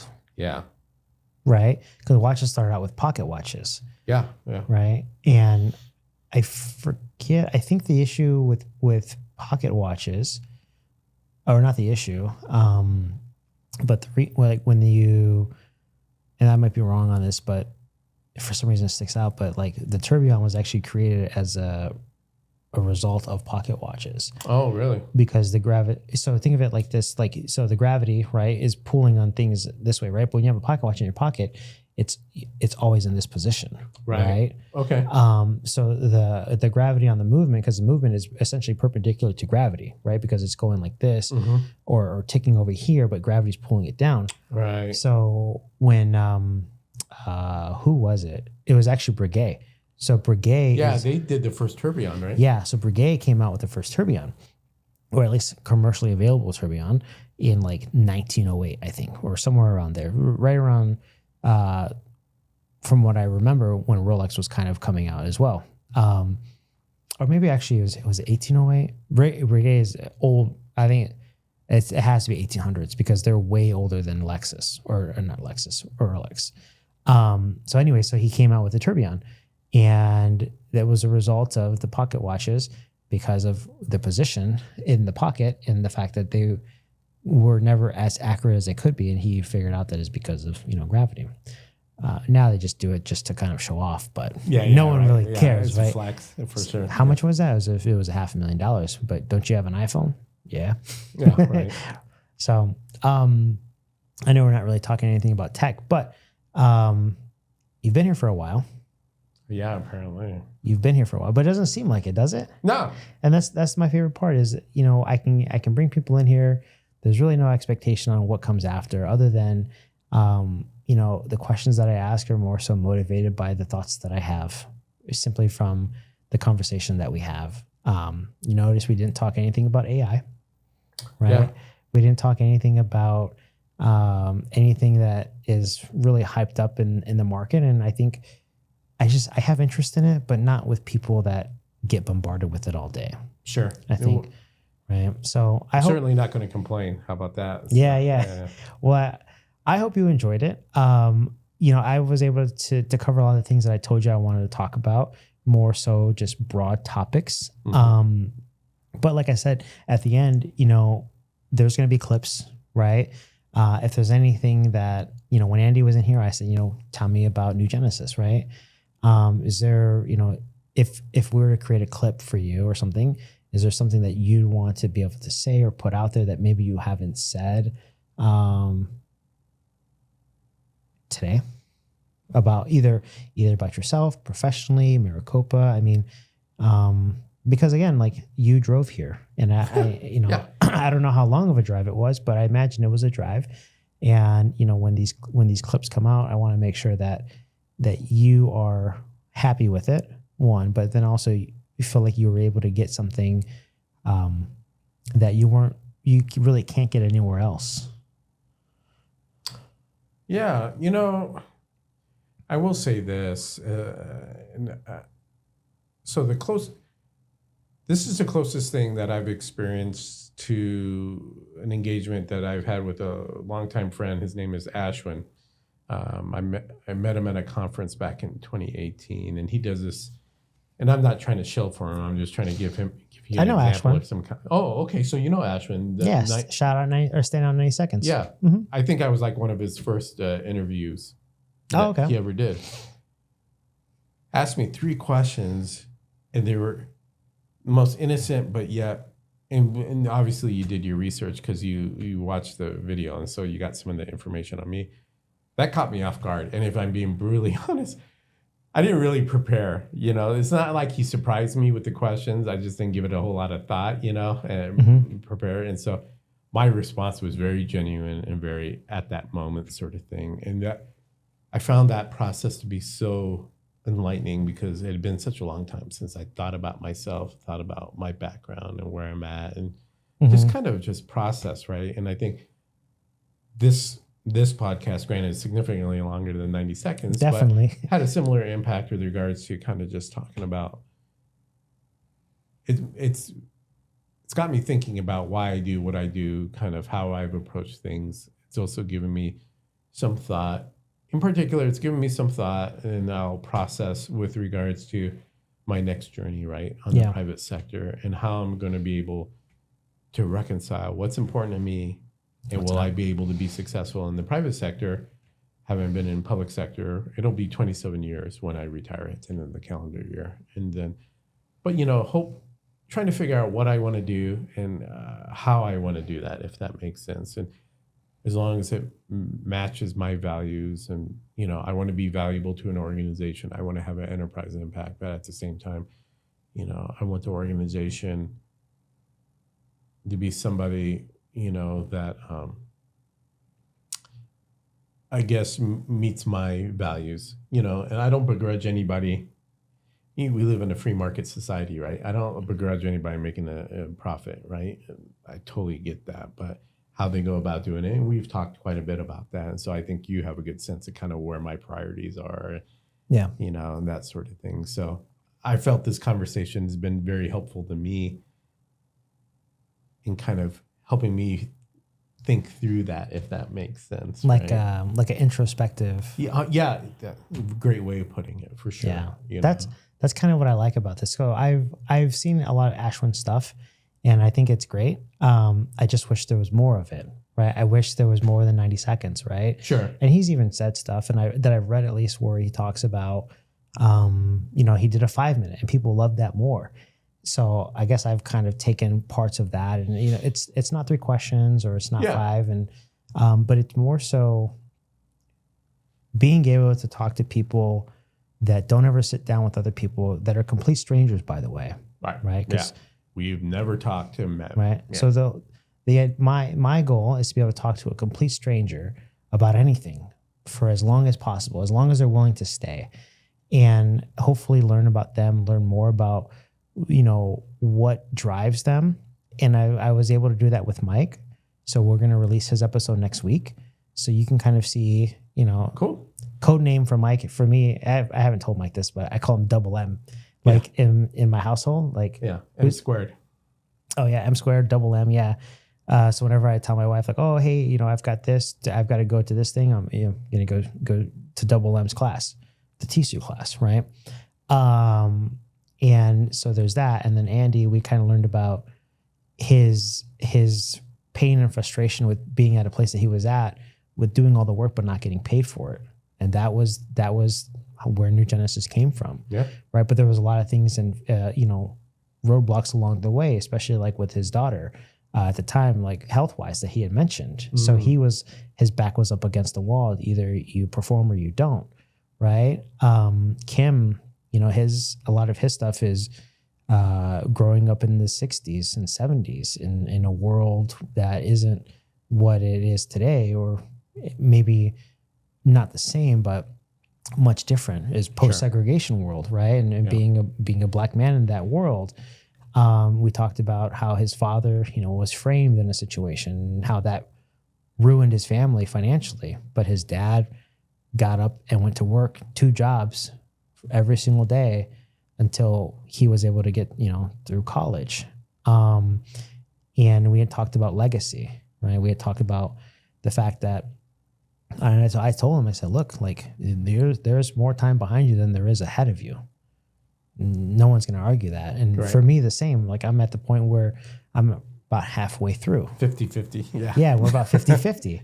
And I said, what I've been thinking about now is how I was so excited to build this studio, because I felt like it was like an accomplishment to put all this together with my hands. And I was really excited about it, but I was way more excited about it now than I would have been 10 years ago. And I think personally, it's because it's like you realize that your time to do things like this is a lot shorter going forward than it is behind you. So we had talked about his third act, right? What is your third act going to look like? Because as he said, Mama Bear says it's time to retire soon, right? And we don't make Mama Bear mad, right? So we talked about that, and it's there's no product to talk about. We're not pushing technologies. We're not. But what it allows me to do is talk to people that otherwise, probably wouldn't pick up the phone if I called them. Yeah, 100%. Or probably wouldn't respond to an email. Yeah. And yet sit down with them for 2. Everyone's been here has been 2.5 hours plus. Interesting. So that speaks to your ability as a facilitator and conversationalist, frankly. Yeah, I feel like I'm doing pretty good. And 10 years ago, I would have never done this. I would have been especially for an engineer, man. Yeah. So I'm just messing with you. Yeah. Well, I don't really do it anymore, but it's how my brain works, is how I look at it. But no, I want to thank you. I think I got a lot of great things out of this. I'm not going to call you and ask you to buy something, but I might call you and ask you about watches. Or if you want to do like a watch event and you have people that that like watches. Oh man, yeah, I'm so stoked that so I try not to be judgmental, but we're all human, right? So we immediately come up with conclusions, right, and assumptions. And so, I noticed your watch right away, but I wasn't going to say anything initially until you mentioned Detroit, and I'm like, okay, I'm gonna do that. But I know so many people, especially in the tech field, sport watches, and when I talk to them, I could tell they're not watch enthusiasts. And not saying that's a prerequisite. Everybody should be able to enjoy what they enjoy to the level that which they enjoy, right? Like you and I could have nerded it out about music, right? So just because we have similar backgrounds along those lines. But the fact that you're that into watches and not just for presentation purposes only, right? Yeah. You know what I mean? You should see some. You should see some of the other watches that I have. Yeah, like, I have a fossil watch, which is quartz, obviously. That is the Mandalorian edition. Oh, okay. Yeah, I love that watch, man. It just looks cool as hell, and so my only other kind of quote unquote somewhat fancy watch is a Hamilton, That's but fun. I love that watch, you know what I mean? And I know I'm gonna love a lot more watches here in the near future, hopefully. Yeah, especially if you get into the public space, right? Or in private space. Private, yeah, sorry. Yeah. Public, yes, we know. So, Public, we know, is making a little bit less than their peers. Yeah. I mean, find some other people that like watches, because I don't know too many people that like watches. And, it's really annoying when people are like, oh my gosh, I can't believe you do that. I'm like, yeah, I don't even wear watches most of the time anymore because there's just so many people that are judgmental. All right. Right. I don't give two craps about them. So. But yeah, let me know. I think you've got my information, right? You know where the studio is at. Yeah. My goal is to have these edited by the end of July. Cool. So Mike's episode is dropping next week. Then Andy, then Kim, then you, and then we've got a bunch of people scheduled for July. So you'll see them coming, continually. Anybody you feel comfortable in sharing, or you want to keep it on wraps? I would tell you one person, because here's the thing: is this won't get released until after that's been recorded with him. Well, and you can always edit this part out. Yeah. So, so here's a funny one, and maybe you can help me with this one. Ryan Murray. Yeah. What about? He's supposed to come in here. Okay. Yeah. Backed out. Oh, did he? Yeah. Well, I mean, he's busy, right? And he's got a lot going on, and I know Ryan very well. Okay. But. So I've been trying to get him because I want to get the story on the fedora, right?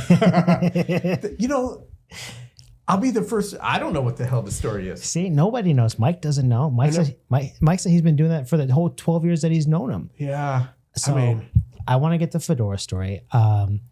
So I usually like ping him and say, hey, like, yeah. He said all he drinks is water, right? And so I bought the waters for him. Yeah. And they've just been sitting there. And I was going to message him and say, hey, like, I think your waters are going to spoil. Obviously, it's a joke because it's in glass. Sure. Well, second, it's water. But I mean, now that you say that, I've never not seen him in a suit either. And I see him all the time, relatively speaking. So yeah, I'll definitely watch that episode because I want to know. So he hasn't come out yet. I know. No. So here's the thing: is I have to get him to show up. So if you want to help me out, because I told my wife about this and she's like, it's kind of creepy, like. Because I was going to take a picture of the water and say, hey, like, I think this is going to spoil soon. I don't think that's creepy. I thought it was more funny. And she was like, yeah, you don't know him personally. He doesn't know you personally. He's a complete stranger. Like, it would be like the sales guy, the vendor calling the daughter kind of thing. Like, weird. So I will commit to this. He's got a lot of stuff going on, some of it. But I can assure you that he's got a crap ton of stuff going on. But I will let him know that I just completed this, and then you completed your session of 3 hours and 20. So right now you have the record. Wow. You've been the longest recorded session. Kim was the second, and Mike was the longest. We're gonna have Joe out here on the 16th. Oh yeah. From Lightstream. Yep. So Joe's a good guy. Talk about what they're doing locally in the community or security related. Yeah. And a couple other people that have their own companies, like Andy, and there's a couple other guys that I know. So yeah, my goal is just talk as many people as possible. It doesn't help me pay the bills, but it helps me, understand people better and know that I'm not alone in the fact that people just don't know kind of what to do with security people or executives in general. And it's like, the better you get to know the people that you want to work with at some point or in some capacity, well, you have to start somewhere. And I figured having a cool set with all these cameras is hopefully enough for people to say, you know what, that's not the typical thing. This is a little bit maybe outside your target demographic, right, for this podcast. Oh, what do you mean? What I'm going to suggest to you. Okay. So you talked about like giving back, and you used the example about, people trying to break in, not having access to more expensive conferences like, Black Hat and stuff like that, right? So one of the nice things, and I just recently got more personally involved with Cactus Con. So like, I'm sure Mike may have talked about like the CISO track that was created, So I was there. I never made it to your table. Oh, that's right. That's right. So anyways, but one of the things that Cactus Con has always done is allowed students to attend for free, right? So which I think is super cool, and kind of speaks to their mission, and they stand by what they say. Have you thought about maybe doing taking your podcast on the road for the next Cactus Con and interviewing a sampling of people and kind of getting to know, more of a mixed environment from different walks of life in that particular ecosystem? Yeah, I have. So the nice part is, I when I built these walls, they actually come apart. They don't. So this right here is in there, that's stapled to the wall, but these platforms behind us, they actually break down. So I designed it with like a metal frame on it. Nice. That is removable. Sure. And then the face comes off, the back plate comes off. And then it actually has electrical wires that I haven't wired them with quick disconnects. So my goal was to put this in the warehouse as those like side by side or, on opposing sides. Got it. And it'd be like shooting down the aisle with all the stuff, and then the two backgrounds for like these shots would be this, but this center shot will be down the aisle, but it'd be on the people opposing each other. And I thought it'd be kind of cool because they're not that heavy. They're just MDF boards that were cut up, and I could easily put this on the back of a truck and take it somewhere. But I'm looking at getting a box for the cameras. They call it like a go box, where you open it up, it has a screen, it basically does what that's doing right there. Got it. Okay. So I can do that. That's like $1,000, and I haven't really had the need to go anywhere yet, but I'd like to go wherever the people are and talk to them. And my goal right now is to get as many people in here as possible, and have people be like, what, Fern's actually a really cool guy. Right. And, he's not annoying. He doesn't bother me. If I have questions, I can ask him. But, my goal for this is for people to come in and leave thinking like, man, I've never had a conversation like that with another person for that long in a long time. And I got a couple good things out of it, and I'm glad I did it. That's kind of the goal, right? For the guests. And for me, it's to be able to understand people that would otherwise be gated, right? Communication. Because the minute they see me, they say, oh, he's a sales guy. It's like, yeah, but I'm not like the rest of them, is how I see it. Right. And there's no way to kind of break down that barrier without, something else. So, so I'm happy you came. Hopefully you got my goal of the conversation through it. Mission accomplished. Mission accomplished. Yeah, absolutely. Yeah. So we'll continue talking. I'll give you my information. If you ever want to talk watches, I'm your guy. If you ever want to get them, I know a lot of people that can help. I've always been cautious about looking, because I've gone to technically I've only gone to one Rolex dealer and asked what they had in a typical AD game, right? And now, in fairness, I didn't try to schmooze, or I shouldn't say schmooze, but I didn't try to build that relationship, right? I was just like, whatever, okay, I'm out of here. Yeah, most people don't do that. I guess I was committed. Sure. Well, between that and my research after the fact, I was all paranoid about interacting with ADs because I didn't want to buy a bunch of stuff I didn't want. You know what I mean? To play the game that supposedly is the case. So I think the risk for most people is they don't really explain why they want the watch, or they don't understand why they want it. Sure. It turns into the people that you said have it but don't understand what it is. Right. Yeah. And there's a lot more of that than there is people that actually could name more than Rolex, right? Right. Like GG Le Couche. Yeah. Right. How many people know how to say that? Right. Or AP or Breguet or Glashut, MB&F, right? Uh-huh. We could just keep going. Yeah, for sure. And most people don't know those brands or have ever heard of them, right? They might know, a Cartier watch, but they don't really know anything, right? So the problem is a lot of people, when they go into these places and they ask for a watch, they don't let them know that they actually have interest outside of the Rolex, and that that it's not just the brand that they want, Right. but it's more so just the watch that they want, Yeah, and it's right, part for of sure. a larger, cherished collection of watches. But then there's a lot of people that just buy one watch, like a Submariner, and they wear that thing every day because they're happy that they bought it. And sure. Which yeah, again, which is great, Right. but they'll probably never buy another watch. Right. And those are people that they don't want, because it's a one-time purchase. Right. And as a salesperson, what's the incentive? Sure. Right. Yeah. Long-term customers, right? Right. And that's the game. It's not the game. That's the world, right? I've been so paranoid about the secondary market and who I could trust, right, and that sort of thing. Like I used to follow. No, did you follow Timepiece the gentleman? So I would watch all that, and then I just saw that all fall apart, right? But I've never bought anything from there. The timepiece. I've actually seen the timepiece gentleman. I saw him in Vegas when I was going to dinner with my wife at the Mastro's in the crystal shop. Oh yeah. He was walking down the hall. Just him. He was at the Waste Management Open in 23. When I went there and I saw him. I was walking on.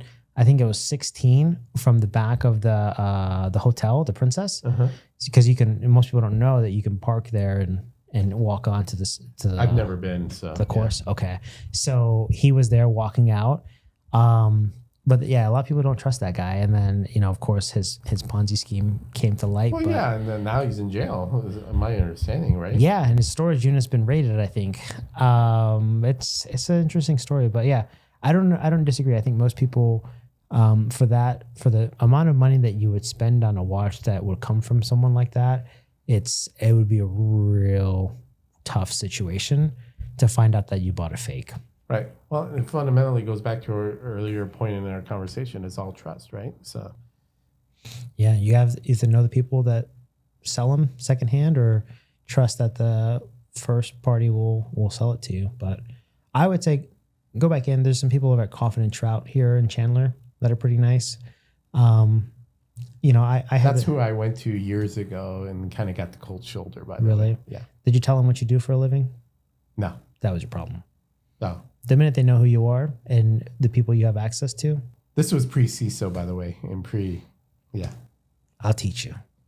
So I used to work with the guy. He's my old manager, and he knows I'm a big watch guy. And he was like, "What do I got to do?" Well, yeah, tell me what to do. Or he told me he didn't ask for my help, but his name is Ryan, and he was like, "Hey, I want to get a watch," because he was getting married. And I go, "Come here, let me show you the ways." So I told him what to say, how to approach it, what to ask for. And he walked into a place in Scottsdale and walked out the same day with a watch. What kind of watch? Datejust. Fluted diamonds. I like the Datejust. I think they're great. Datejust, date. I'll give you the lesson. Yeah. I'll give you the crash course. But I told him what to say, what to do, how to position himself, and help him with the overall experience. Right. And he sent me a picture. I haven't talked to him in a while, but I'm pretty sure he's probably got a couple more at least. But it all starts with that first perception experience, right? So, but it's already been 3.5 hours. So I guess we'll just close it out. Say, thank you again for coming in. Thanks for the invite. I hope to have you again at some point. I'm sure we'll cross paths again. And my only ask is if there's other people that like maybe like Ryan, and give me the rubber stamp of approval. Let him know, hey, it's actually a lot of fun. It was a nice environment, a good situation. Like I said, my goal, the only thing I can really ask from you, because technically I can't sell you anything. Sure. The only thing I can really ask is for, feedback, what you enjoyed, what you didn't, any recommendations for making this better. And then maybe if you know people that you think would enjoy it as well, that's all I can really ask for. And that's, I'm happy to ask. That's cool. That's the extent of it. So, I think we'll cut it off. I don't know how I'll end it on the actual thing, but yeah, I'll figure it out. All good. 3 hours, 33 minutes and 20 seconds.